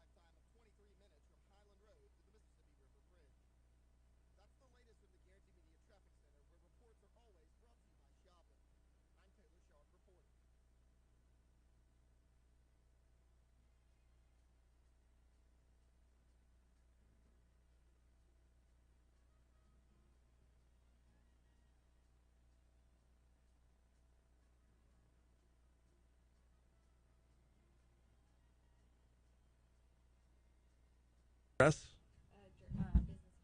Gotcha. So this is fine. I mean, different, but yeah, okay. Thanks, Chelsea. 756 Talk 107.3 FM WBRP. Thanks again to Chelsea Borrano for stopping by to talk about the You Aren't Alone project coming up Friday evening. It should be a fun time. I know I'm going to be out of my element, and that alone ought to be hilarious because this is definitely not my comfort zone.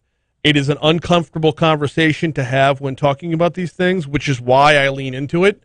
But also art, music, dance, of moving colors, all these things, not my forte. Give me like whiskey or give me beer and wings.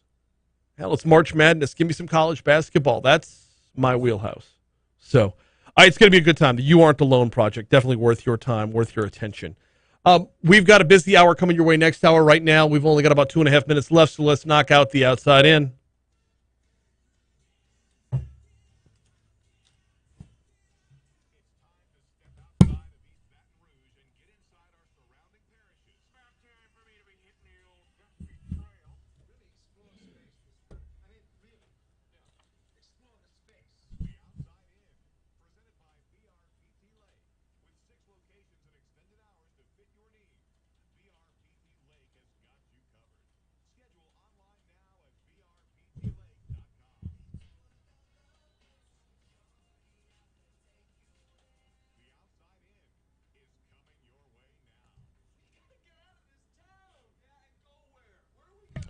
Starting off in West Baton Rouge Parish, investigators believe a man was stabbed to death after a woman who was also later killed showed up at his front door looking for help.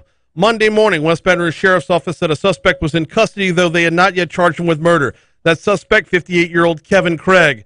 The department said detectives are confident Craig is a primary suspect. He will be charged accordingly. 66-year-old Robert Washington was found dead inside his home on Lukeville Lane late Sunday morning. A short while later, deputies found 29-year-old Maisha Adams dead in a field behind Washington's house. Witnesses said she had gone to Washington's home looking for help. According to law enforcement, Craig lives down the street from where investigators found the bodies. Over to Point Capee Parish, a 2-year-old financial audit inquiry led to police being called to the Housing Authority in New Roads Monday amid a feud between the agency boss, city government, and what auditors found in a routine check of records. Amid COVID lockdowns, auditors questioned the agency's spending, specifically $1,000 stipends given to Paula Rush, also known as Paula Batley, the agency's executive director. Auditors questioned $4,770 in COVID expenses, another $7,900 and change in vacation buyback charges. Police were called out, but Rush was not arrested. In Iberville Parish, one man has turned himself in, and officers are searching for another suspect after a shooting at a nightclub that left one person hurt over the weekend. The St. Gabriel Police Department said one person who was shot Saturday night at Foxtrap nightclub. That victim was taken to a hospital for treatment, but the person's condition is unknown. Sunday afternoon, police released photos of the two suspects connected with the shooting. By Monday morning, investigators had identified the suspects as Braxton Savoy and Marshall Nettles, both from Baton Rouge. That's the outside in. Here's CBS News.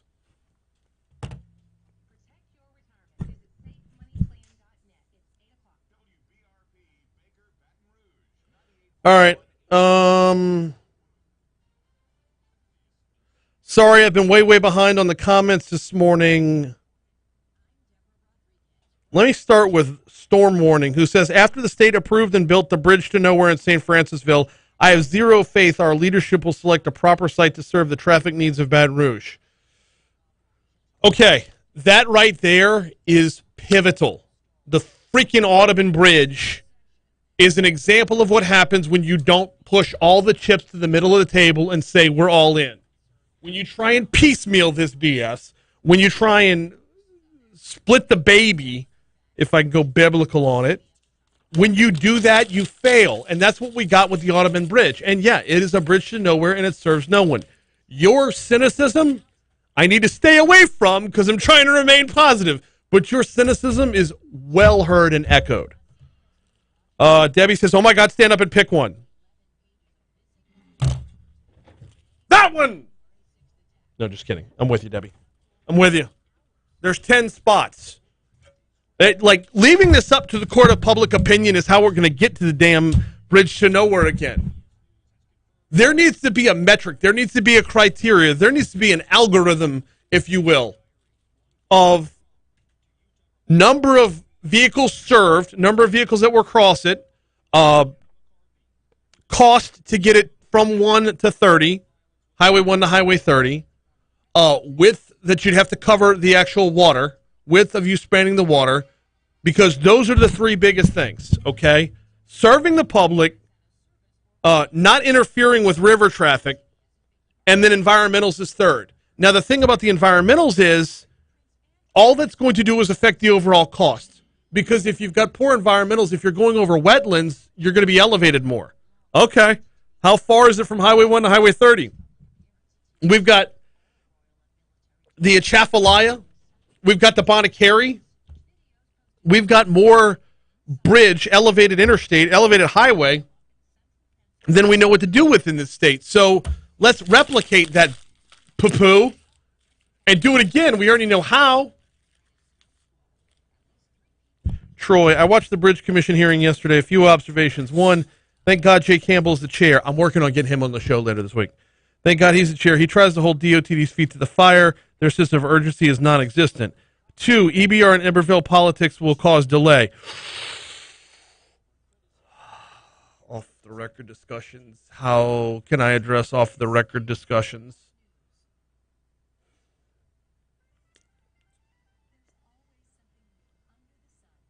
I can't comment on that. The legislature's "you don't have a site" excuse is a cop-out. Yeah, okay, that's the most important point about all this. Because after they pick a site, and I probably should say this on air, after they pick a site, what's your next excuse? At the end of the day, you know what I would like to see John Bel Edwards do? I would like to see John Bel Edwards take that $500 million and say, I'm putting this in an account for the next governor. Because when we have a Republican governor in office, you're not going to have these pushbacks. When we have a Republican governor in office, you're going to start looking at the potential to solve problems and stop looking at the D behind his name. Because you're being a D when you do it. That second D stood for dick.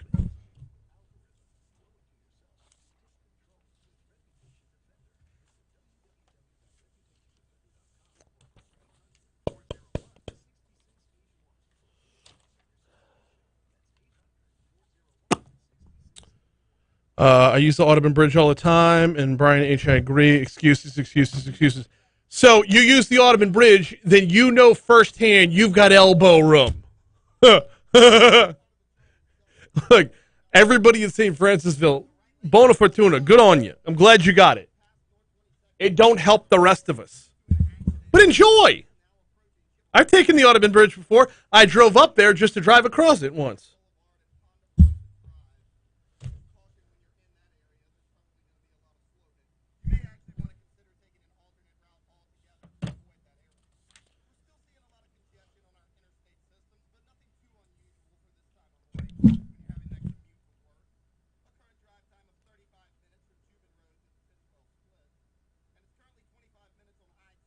Do I want to book an interview with an alopecia expert? No.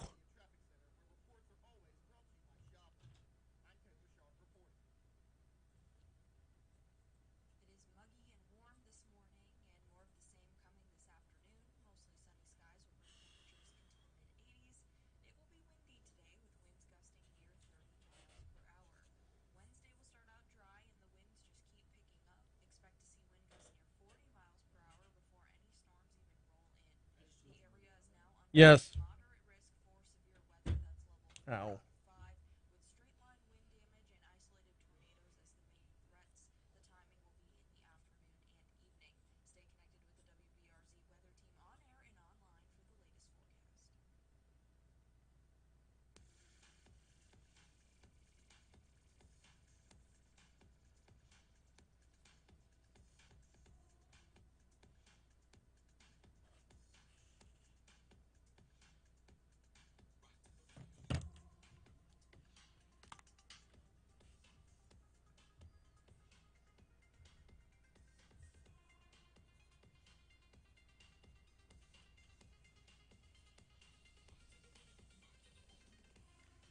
'806 Talk 107.3 FM WBRP.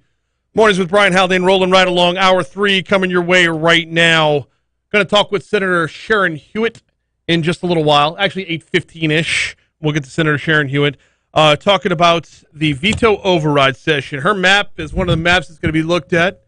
She's going to tell us why the veto should be overridden and her map should rule the day. I also want to talk about a number of items she's got in front of the state legislature once the regular session reconvenes. She's got a number of education bills, but she also wants to broaden out the state Supreme Court from 6 to 8 members. Now, this would be a constitutional amendment, and I find it very intriguing on a number of levels. Sharon Hewitt coming up at 8:15. Congressman Troy Carter at 8:35 this morning. We'll catch a little D.C. Current with Congressman Carter. He's working on a bunch of stuff. First of all, his district includes, I want to say his district includes New Orleans East, potentially St. Bernard Parish as well. I got to look at a specific map. But we want to talk about the tornado damage from last week, among other things. So that's all coming your way later on in the hour. Right now, though, we're going to start the hour with This Day in History after I ask you what you're doing for lunch. You know, we talked about anxiety and depression, and I'm completely going to make light of that by saying don't have anxiety over where you're going to lunch. And the cure to depression is a cheeseburger. It's not. It's not the cure to depression. We were talking about something much heavier than that. But I tell you what, though, you bite into a Mooyah cheeseburger, all the problems of the world just melt away, as if they're not even there. And if you've got sweet potato fries dipped in honey, forget about it. It's like walking into Willy Wonka's chocolate room. If you want a view of paradise, simply look around and do it. At Mooyah, burgers, fries, and shakes. Blue Bonnet at Highland. Segan, just north of Industrialplex. I'm a double Diablo guy. I like a good spicy burger. They got the pepper jack cheese. They've got the jalapenos on the burger. They got the Cholula sauce. Oh, they bring it. You might not be down with that. You might want the barbecue bacon burger. Oh, with the Tillamook cheese, the cheddar on it. Oh, it's fantastic. They use the best ingredients, freshly baked potato buns, best service around, certified Angus beef. You're going to get what you're craving at Mooyah Burgers, Fries, and Shakes. Blue Bonnet at Highland, Segan, just north of Industrialplex. Swing by for lunch today, and don't forget to download the app to start earning rewards. All right. Every day at this time, Jake takes us back in time with This Day in History.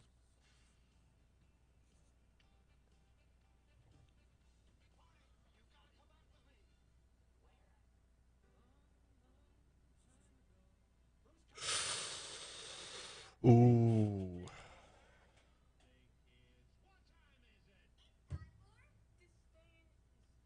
Yes, sir. It is time for This Day in History. We're kicking things off in 1795.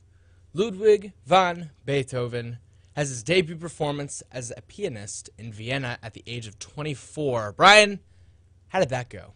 It went very, very well. It was trending on Twitter. Yeah. Yeah. What do you think trended more, that or the Will Smith slap? I would hope Beethoven. Probably. I would hope Beethoven. Possibly. I don't know. I mean, did anybody get slapped that night? Let's hope not. 1848, Niagara Falls stops flowing for 30 hours due to an ice jam. They must have been rocking out pretty hard, huh? Yep. 1929, U.S. President Herbert Hoover has his first telephone installed on the desk at the Oval Offices in the White House. All right. 1945, we've talked about him plenty of times before, but movie star Jimmy Stewart is promoted to full colonel, one of the few Americans to rise from private to colonel in 4 years. That's impressive, yeah. That's insane. 1970, Manchester City of England. They win the 10th European Cup Winners' Cup against Górnik Zabrze of Poland. I don't think that's 2-1 in Vienna. Right. I think you. Yeah, I tried. Yeah, no, that's Points fair. for the attempt. Yeah. Any Polish listeners, feel free to call in and let me know how wrong I was and maybe enlighten me on how to properly pronounce that. 2005, Lego Star Wars, the video game, is released. If you know, you know.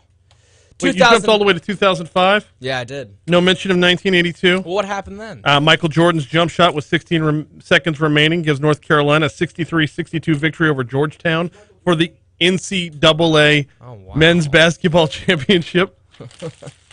Well, Taylor out in the hallway goes, who's Michael Jordan? I don't know who that is. I mean, it's an actor, right?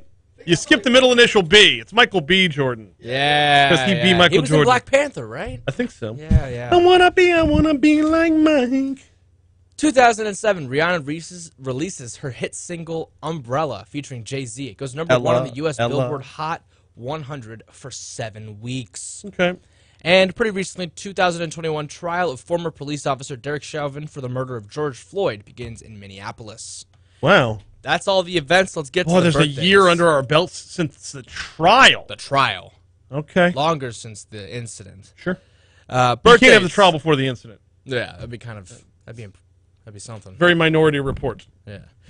Ed Skrein turns 39. You may know him as the original Dario Najares in You're right, I Game don't know of him. Thrones, and he was the main antagonist in the first Deadpool movie. Okay. He was Francis. Francis? Yeah. No, that was the joke. His name was Francis. Shout out to people named Francis.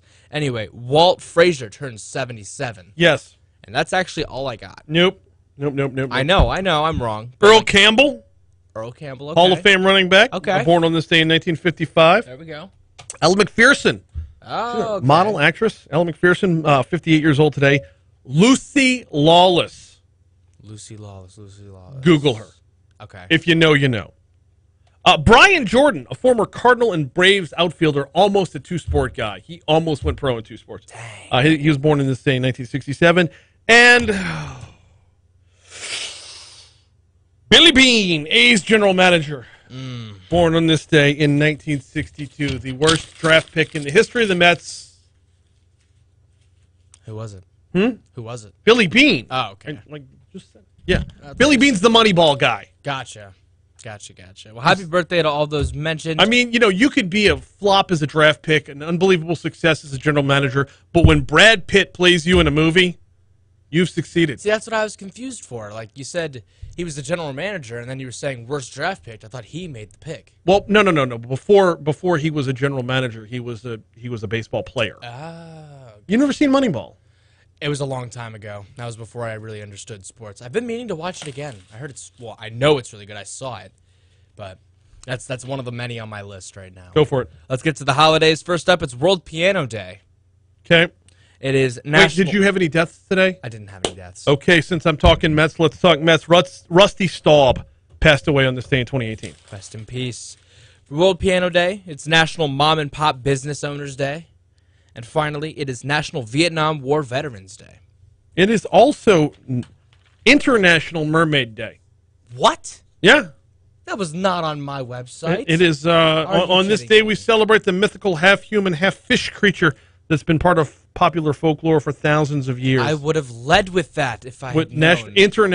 Not National Mermaid Day. We're not building a wall here. We're celebrating the mermaids of the world. I am baffled, befuddled, and appalled that I missed out on I've Mermaid been Day. scrolling through a website that tells us how to spend International Mermaid Day. We'll talk about it at the last segment of the show if we have Sure. time. 'Cause Yeah, I gotta actually, hear we got to about get it. to Senator Sharon That Hewitt is here. this day in history. All right, quick break. When we come back, let's talk about the legislative session, pausing the session for an override session, and then getting back to the session. It's a lot of sessions. Senator Sharon Hewitt joins us next.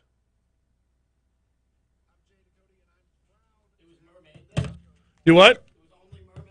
International Mermaid Day. No, it was No Merman Day. Well, I mean, I don't know a mermaid's pronouns.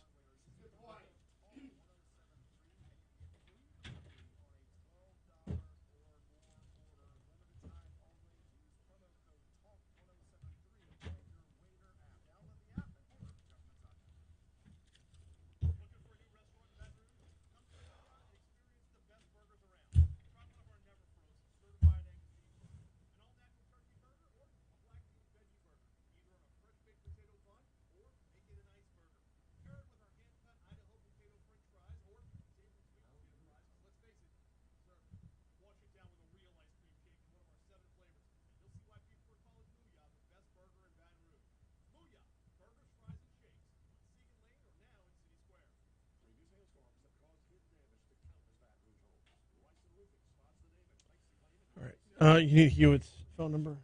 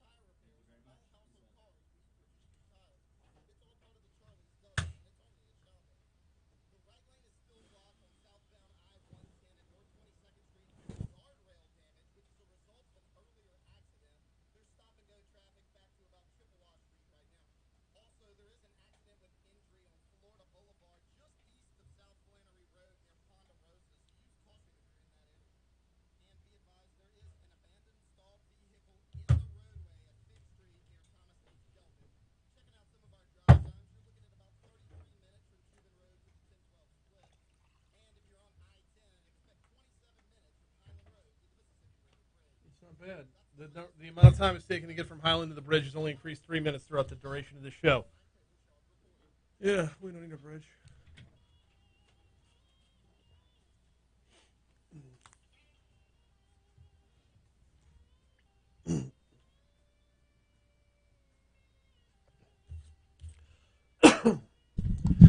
(8:18) Talk 107.3 FM WBRP. Mornings with Brian Haldane rolling right along. So, time to check in on the legislative session, which is about to push pause. Joining us now to talk about it is State Senator Sharon Hewitt. Senator Hewitt, welcome back to the show. How are you this morning? Good morning. I'm doing great. Thank you. Glad to have you on here. Actually, before we talk about the veto override session, and you've got a lot of bills that I want to get to in the regular session as well, but before we talk about any of that, I've got to ask you how things are back home. Your district covers a lot of the ground that was attacked by tornadoes last week. How are things back home? Well, thanks for asking. You know, I'm actually heading back into that area now as we speak. I'm stuck in traffic on I-10, but heading back to Araby to help distribute some meals to the people there. This is my third trip since the tornado touched down, and it's been both heartbreaking and heartwarming. You know, it's heartbreaking to see the damage and the devastation. It's heartwarming to see all of the neighbors helping neighbors and all the community support. It really is just terrific. And people in St. Bernard are very resilient, and they're going to bounce back. People are very committed, and we're, you know, it's always going to be a long road for those that are affected. But I'm very encouraged by what I see so far, and the progress is tremendous just over a few days' time. Yeah, and it was to watch the storm play out the way the storm played out. I mean, 17 tornadoes touched down in Texas, and then nothing happened until, well, you got it in Araby and you got it in Slidell, right? Well, I think Slidell missed it for the most part. We thought it was coming to Slidell. It actually turned and went into some kind of uninhabited areas of Lacombe.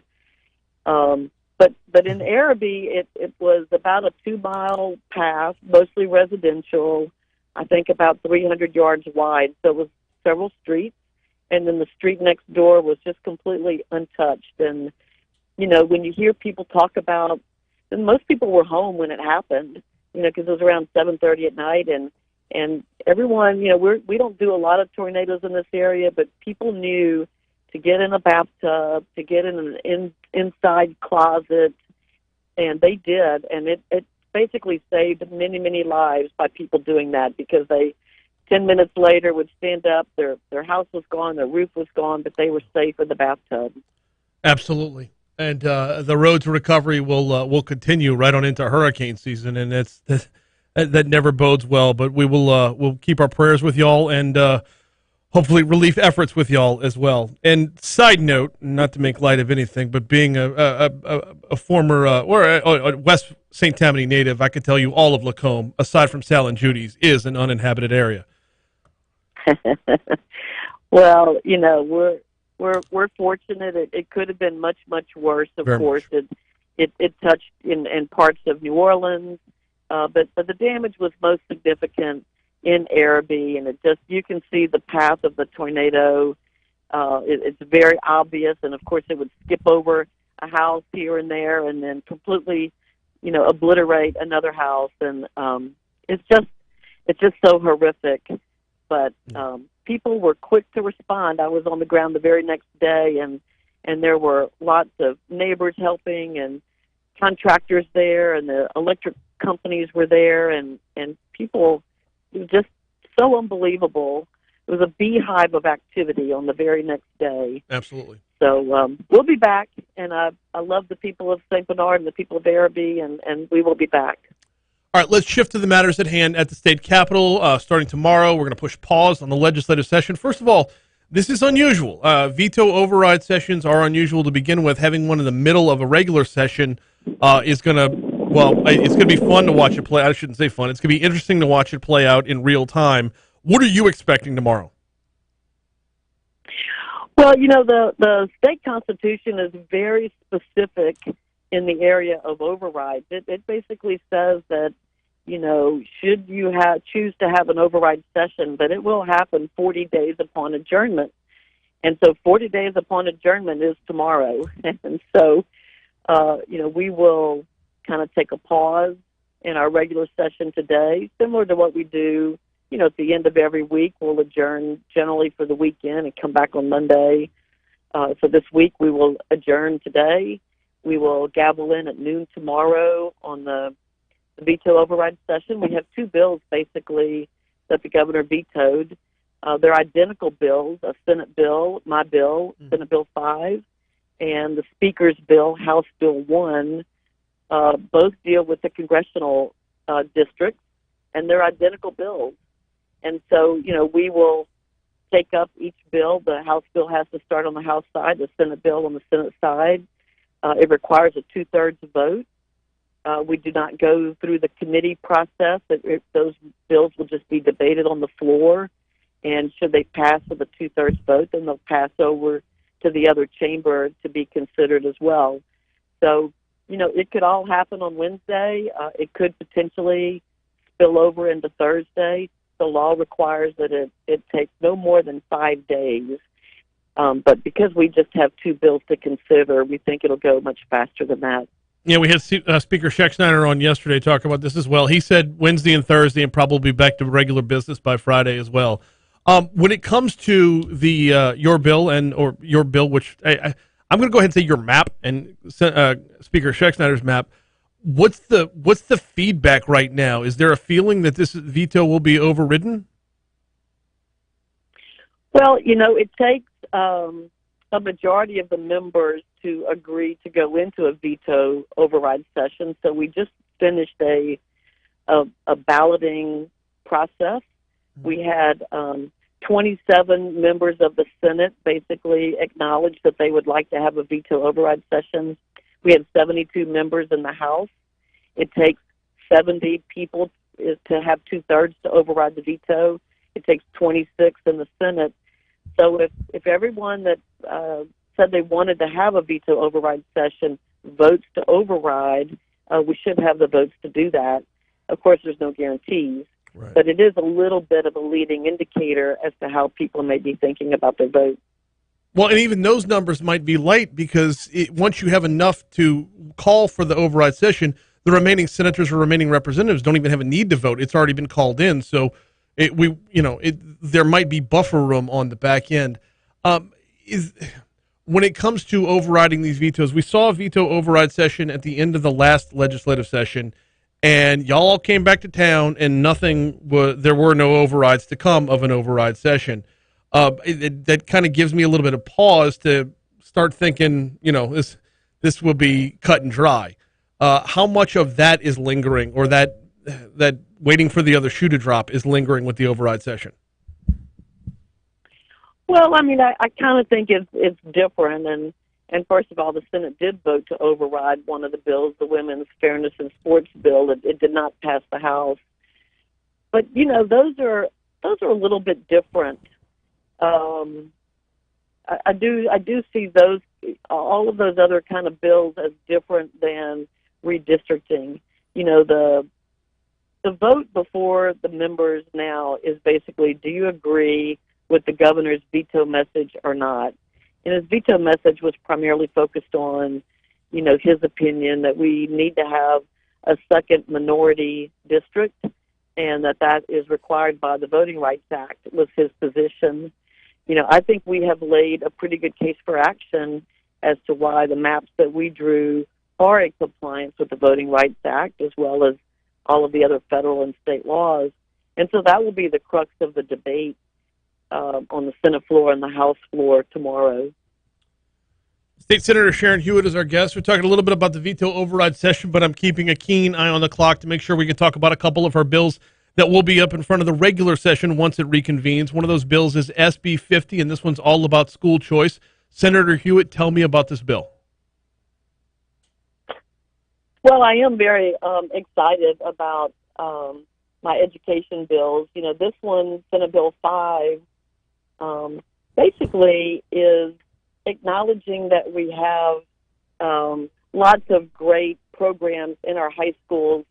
They're called Fast Forward, and it's basically like a 4-year curriculum that allows a student to both get a graduation degree, a graduation certificate to graduate from high school, as well as end up with perhaps an industry-based certification or an associate's degree, a 2-year college degree.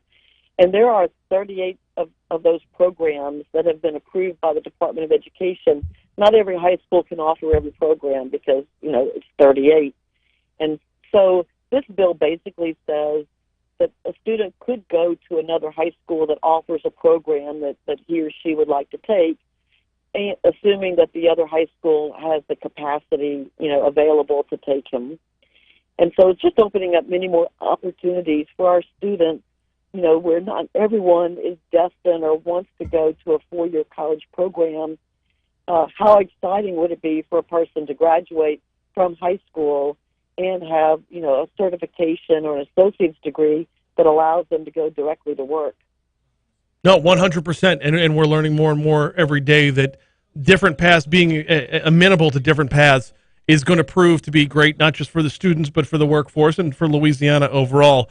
Now, it only applies to certain schools, though, right? Like the kids that want to transfer over to another school or garner other credits from another school have to be coming from a D or F school, correct? No, that's not it. This bill is wide open. You would have to transfer to a school that's within your school district, and that's really just to try to keep the money straight. But no, you can be in an A-rated school. They just don't offer the program that you want to go into. So maybe it's some kind of a nursing program or a computer technology program or air conditioning program. It could be a wide variety. There are 38 different programs, and not every high school can afford to offer every one. And so, if Slidell High doesn't offer it, then you could transfer, let's say, to North Shore High School, where perhaps they offer that, and do your 4-year high school program there, and then graduate again with a certification or associate degree. Got a little over a minute left with State Senator Sharon Hewitt. Also want to touch on SB 288. This would expand out the state Supreme Court, and this would be a constitutional amendment, so it would have to go to the polls as well. Senator Hewitt, what's the impetus behind this one?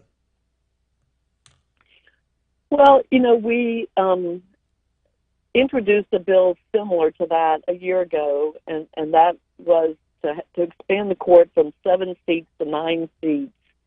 And it was largely driven by working to add a minority district to the Supreme Court. It matters where people live, and so it's certainly easier to add a second majority or an additional majority-minority district when you have more districts and smaller districts than when you have fewer districts. And so it's very difficult, in my opinion, to have a second minority district with a 7-member court. Mm-hmm. It is easier to do that with a 9-member court. And so, I basically filed bills to have both, to have a 7-member court and a 9-member court. I have maps to do both. The 9-member court, of course, does not exist constitutionally, and so we would have to pass a constitutional amendment to do so if we chose to go that direction. What kind of support is this one getting? Because this sounds like it's one that should appeal to a number of different people from a number of different angles. Yeah, we're still trying to kind of sort out where everyone is on that. And I think it enjoyed large support within the Republican delegation last year when we ran the bill. Some mixed signals from the Democrat members, but we're starting to get signals that they may be more interested in it now. And so, we've still got a lot of work to do on that before we decide which direction to go. Obviously, you can't do both. You have to choose, either a 7 or a 9-member court, and ultimately the people of Louisiana will have to weigh in on that as well. She is State Senator Sharon Hewitt. We're just straight up out of time for today. I appreciate a couple minutes this morning. We'll check in as the session wears on. Sounds great, Brian. Have a great day. You too. Thank you so much. 832 Talk 107.3 FM. We missed CBS News. Let's get our local news, traffic, and weather right now. Was that Congressman Carter? I think it was just early.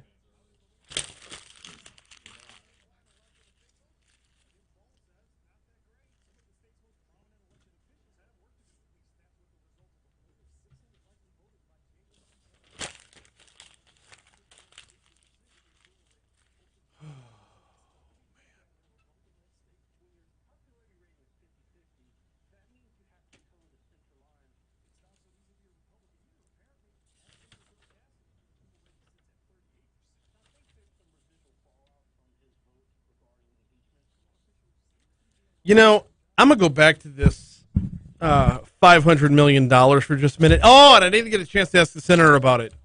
Damn it. We spent too much time talking about the tornadoes, but there's no way I don't talk about the tornadoes. I mean, that's her district. St. Tammany had one. Araby had one. Gretna had one. I don't think Gretna's her district, but definitely St. Bernard Parish. 4 Republican leaders who are questioning the set-aside of $500 million are Senate President Paige Cortez of Lafayette, House Appropriations Committee Chairman Jerome Zizarang of Houma, House Speaker Pro Tem Tanner McGee of Houma, and Senate Finance Chairman Bodie White of Central, the most surprising opponent of all since he lives in the Baton Rouge area. I'm not surprised by Bodie White. Not at all. Not at all. Bodie White, for better or for worse, if there's money to be had out there, look at Bodie White squaring off against Breck. Bodie White knows how to put his footprint on everything. It doesn't surprise me. Tanner McGee we've had on about this. Zizarang, I got to get him on because Zarang says what the other leaders are saying. Quote, squirreling away $500 million into a project that is 5+ years away is not in the best interest of the state. I take issue with the term squirreling away. In order to get federal funding, you have to have some matching dollars on the back end. So we have to, it's not squirreling away when you're setting aside. It's putting the money to work. You're putting the money to work. You're not squirreling it away. Squirreling it away is when you put it under your mattress. That's not what we're doing here. If you want to buy a new car and you start saving to buy a new car, you're not squirreling away the money, especially not if you're putting it into an account that's going to earn you something on the back end. Squirreling away. Squirreling away is what you do when you got like a secret account you keep from your wife. I wish I had that kind of money.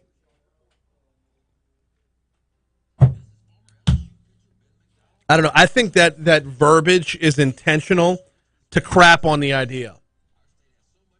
And I think when it all comes down to it, anybody who's not from here is going to find excuse after excuse after excuse not to get on board.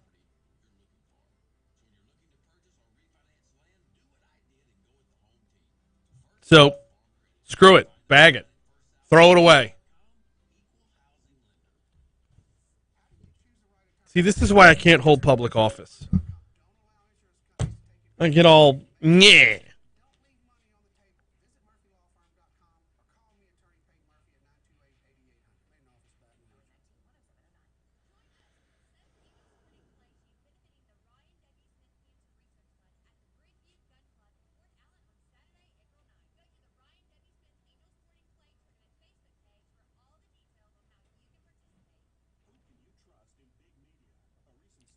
All right.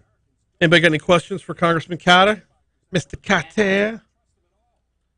Congressman Carter?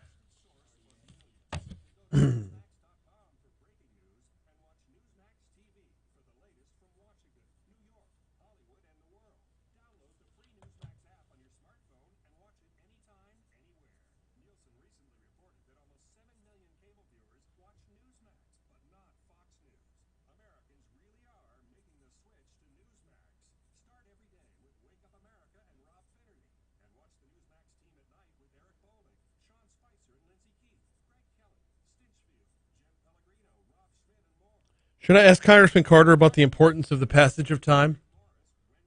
We're going to talk about the vice president's visit from a little more than a week ago. I didn't get to have Congressman on last week. But remember that soundbite? The importance of the passage of time. And the importance of time passing is the importance of passage of time when it comes to our children. He will. I hope he will.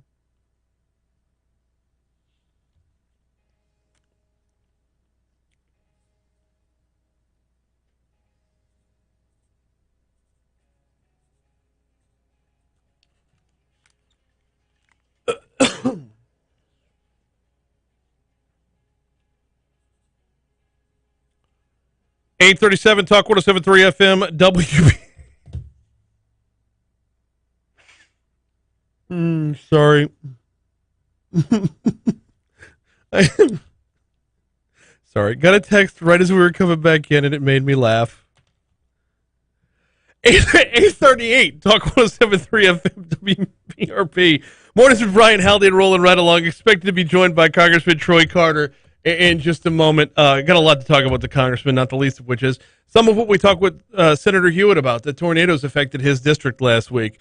Before we get to Congressman Carter, though, look for a high of 85 today, overnight low of 69 tonight. We top out at 84 tomorrow. Now, we're looking at more rain tomorrow, and it's not supposed to be as intense as last week or as last week was promised to have been, but we are on alert for severe weather. If this worsens, of course, we will heighten those alerts as we move forward, but tomorrow afternoon especially is where we're looking at this.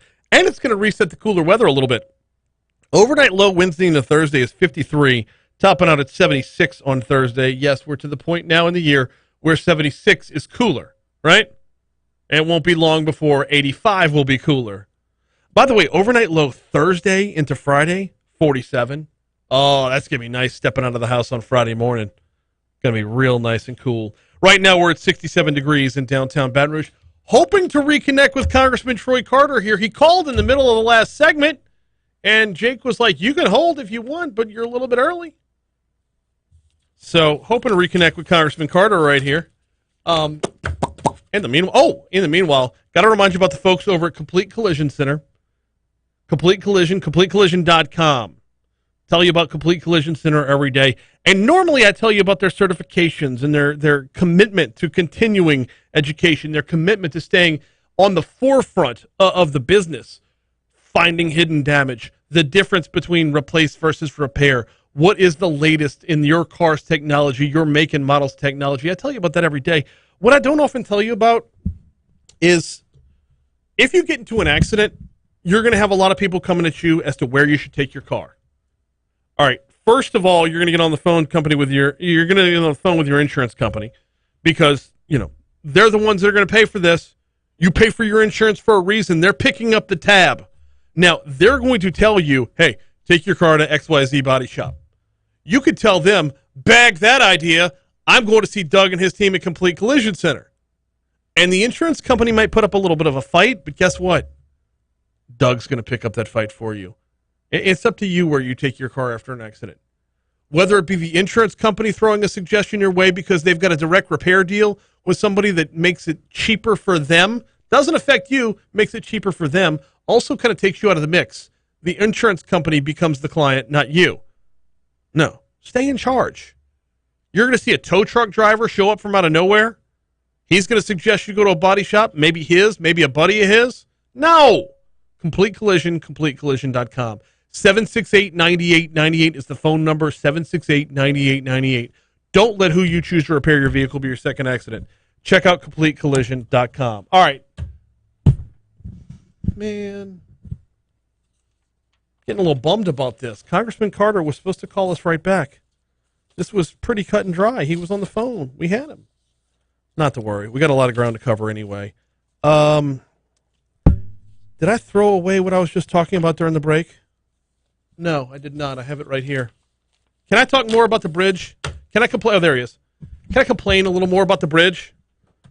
$500 million. And one of the items that I've got a contention with is the verbiage surround. You know what? We have Congressman Carter. I'm going to push pause on this. I'll complain about the bridge in the next segment. I will whine and complain in the next segment. That's a hell of a tease, huh? Right now, we are joined by Congressman Troy Carter. We call it D.C. Current. Congressman Carter, welcome aboard. How are you, sir? I'm doing well, sir. How are you? Good morning. I'm doing very well. I appreciate you getting in early, and I appreciate you calling back. We were in the midst of another segment, so thanks for hopping on board today. Absolutely. Happy to be with you always. Glad to have you on as well. Now, when you called earlier, I was on the phone with State Senator Sharon Hewitt. Y'all have a little bit of an overlap in your districts, if I'm not mistaken, and I was talking with Senator Hewitt about the recovery efforts from last week's tornadoes. So let me ask you a very similar question. How are things back home in the wake of last week's storms?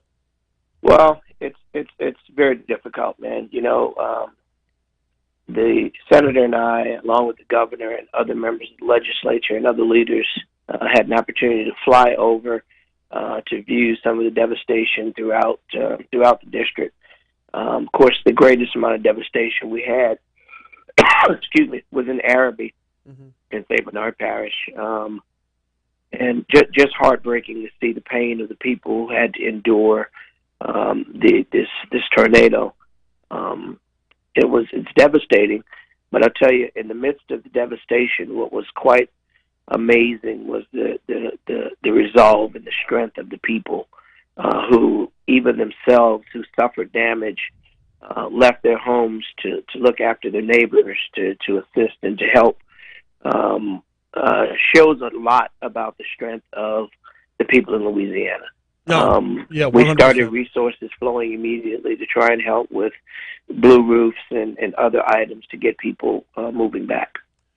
The next question will be that of federal assistance. You have to meet a certain threshold to get there. Do we know if St. Bernard Parish or the one in New Orleans East as well, do we know if those have reached the threshold to qualify for federal assistance?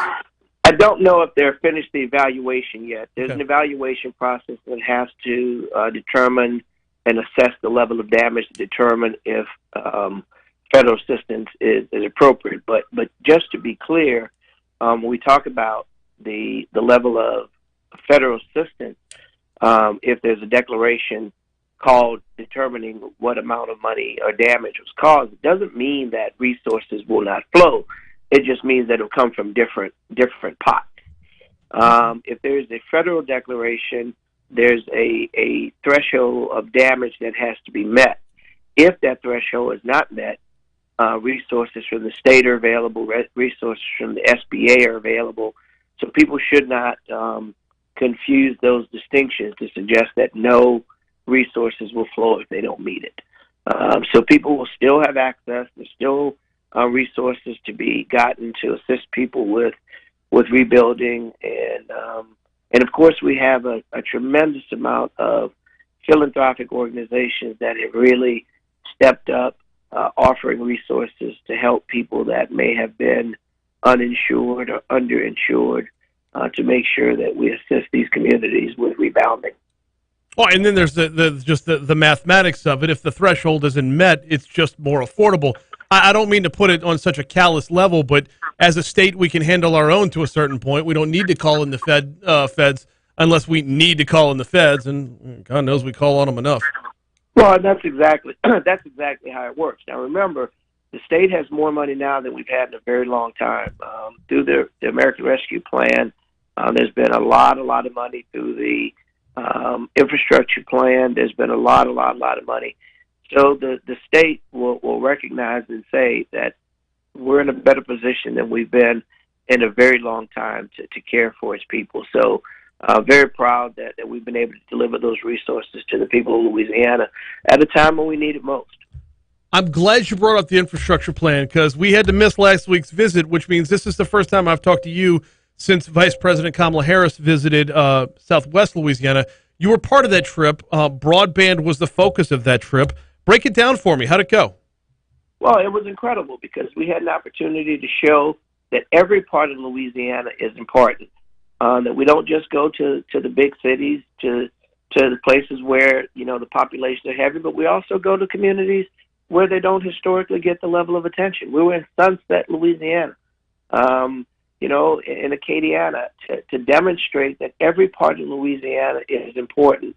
and that broadband in 2022 is a necessity, not a luxury.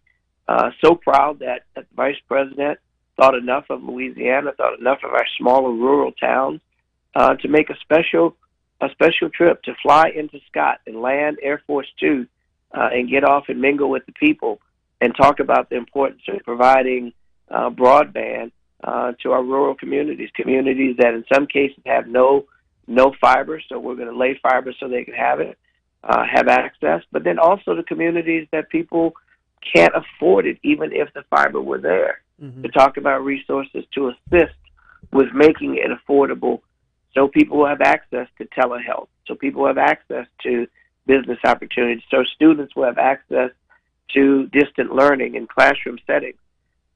It's an essential part of life.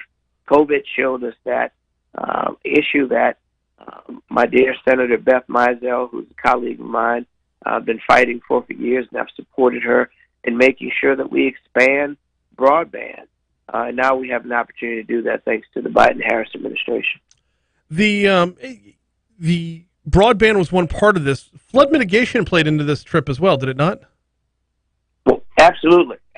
Making sure that we, because we know that the issue with the flood plan 2.0 is something that's very, very dire and a real issue that we're trying to get our arms around, because it has the potential to be very, very damaging for many people throughout our state.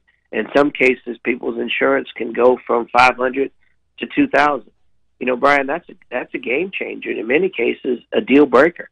That's a determinant. Can you afford to keep your home?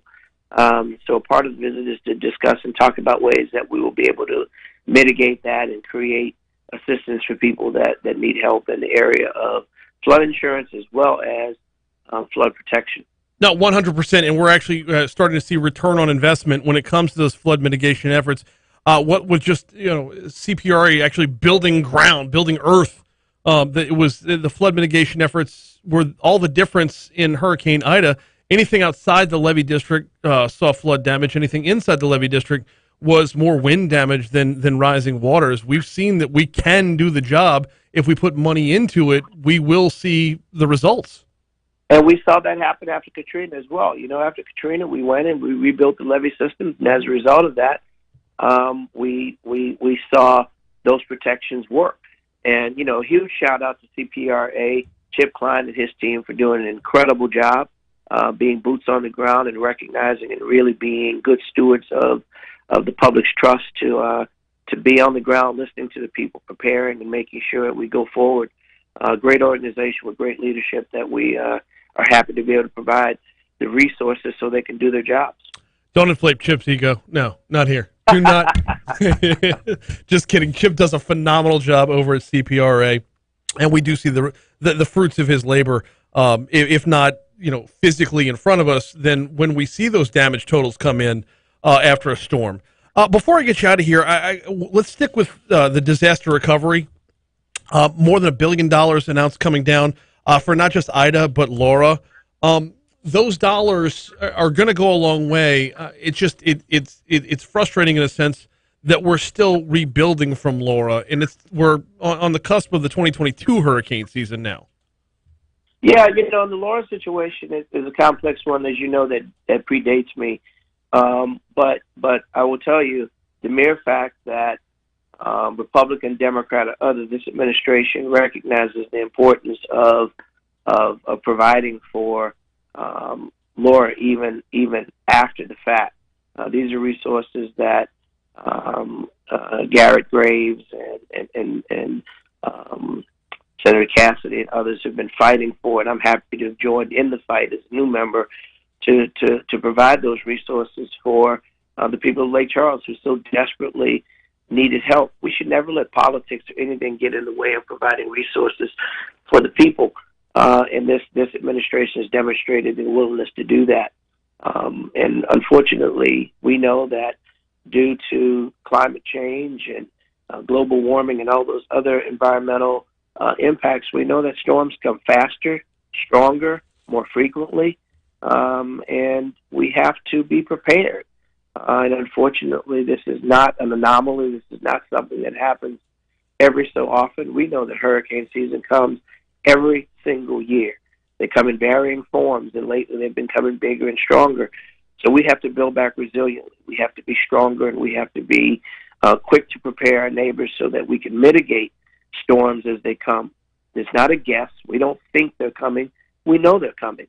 And that's why building back better, building back more resiliently, making sure that we're taking care of those environmental issues that may be affecting the storms.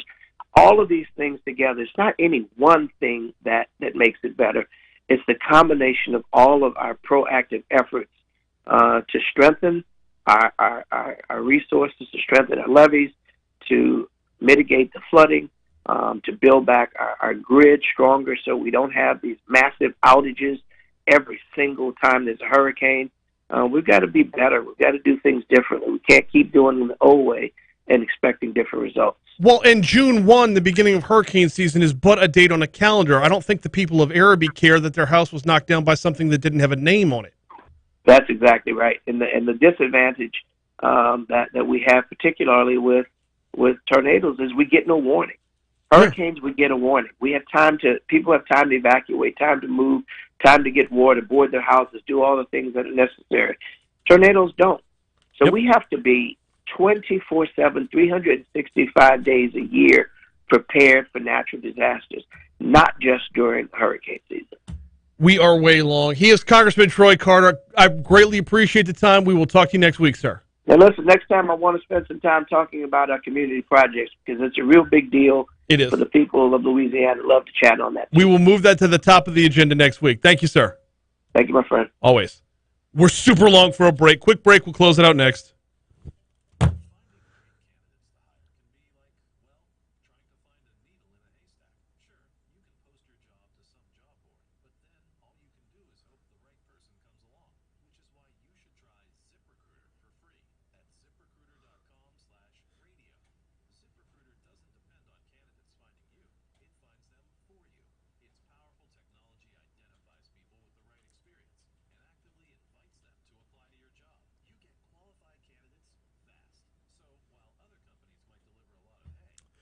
So a friend had texted as we were coming back in from break. She says, wow, did I hear an accurate traffic report just now? Been gone for 2 weeks. It's nice to hear. It's unfair to Ashley over at WBRZ. Ashley is super duper accurate, but the problem with traffic is it's never going to be in real time. It cannot be instantaneous. But the number of middlemen, the number of throws in the rundown, if I can use a baseball term, that you can reduce, the fewer throws you make, you get a base runner in a rundown. You want to make 2 throws. 1, to turn him around and get him back to the base he's going. 2, to tag him out as he dives back into that base. The reason you don't want 3, 4, 5 or more throws is every time you throw a baseball, 3 things can happen and 2 of them are bad. It could be a bad throw, it could be a missed catch, or it could be caught. You want to reduce the opportunity for error. Well, Ashley is doing a million things over at WBRZ. She's got her own thing going on. She's got to get the information over to us. We've got to get the information ingested and uploaded, and then it has to fall into the log where it needs to go. There are so many opportunities for traffic to change within that, the product that goes out on air is less than optimal. It's not our fault. It's not Ashley's fault. It's traffic's fault. No, it's the nature of communication. And the importance of the passage of time. I need to work on a Kamala Harris.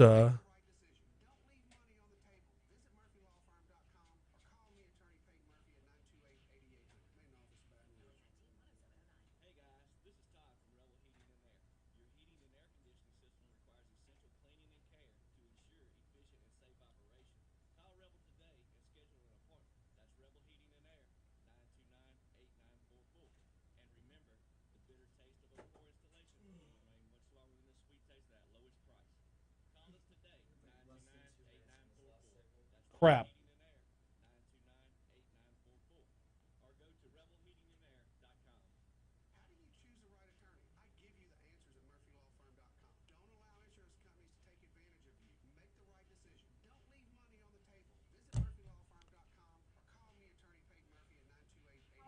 Good. How are you this morning?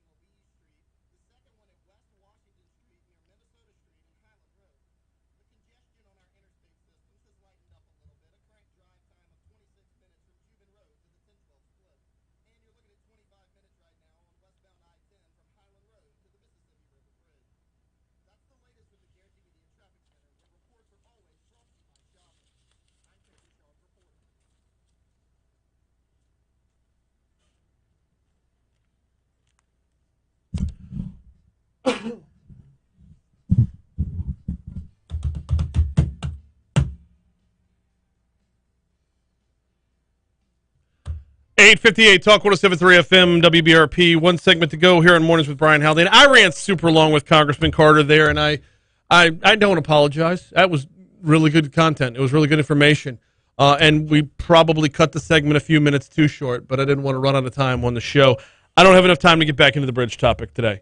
But I assure you, it will be an ongoing topic. I assure you that every day that goes by through this legislative session where there is more information to be had, we will continue to bring it to you throughout. Working on getting Jay Campbell on the show. He is on the advisory board for the new bridge.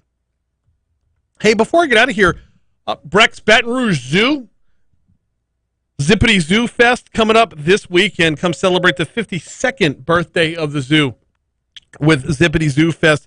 It's going on Saturday and Sunday. You can get tickets at brzoo.org/events/special/Zippity Zoo Fest. If you just go to the zoo's website, you'll see the click-through to get to the Zippity Zoo Fest. They got a children's area, an entertainment stage. You're going to have all kind of performers throughout the day.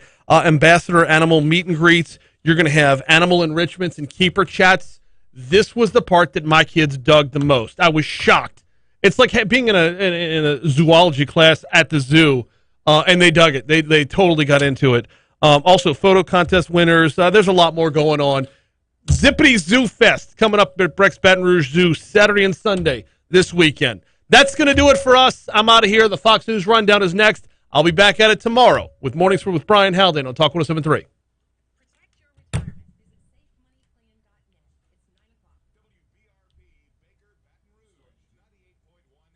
Oh, YouTube. Thank you all so much for playing along today. I appreciate the feedback and the comments throughout. So just to give you the rundown for tomorrow, I don't think we're going to have Congressman Graves on tomorrow. He has a scheduling conflict for that particular segment. I do know we're going to talk to some folks via ExxonMobil about some things going on in North Baton Rouge. And this is, I believe we're talking jobs. I should double check that beforehand. Like I said, I'm working on more on the bridge tomorrow. Hopefully we'll have someone to talk about the bridge tomorrow at 8:15. Might have a few other surprises in store. I could tell you before I get you out of here today, Franz is in Arizona on his vision quest or whatever the shit. And he will be out.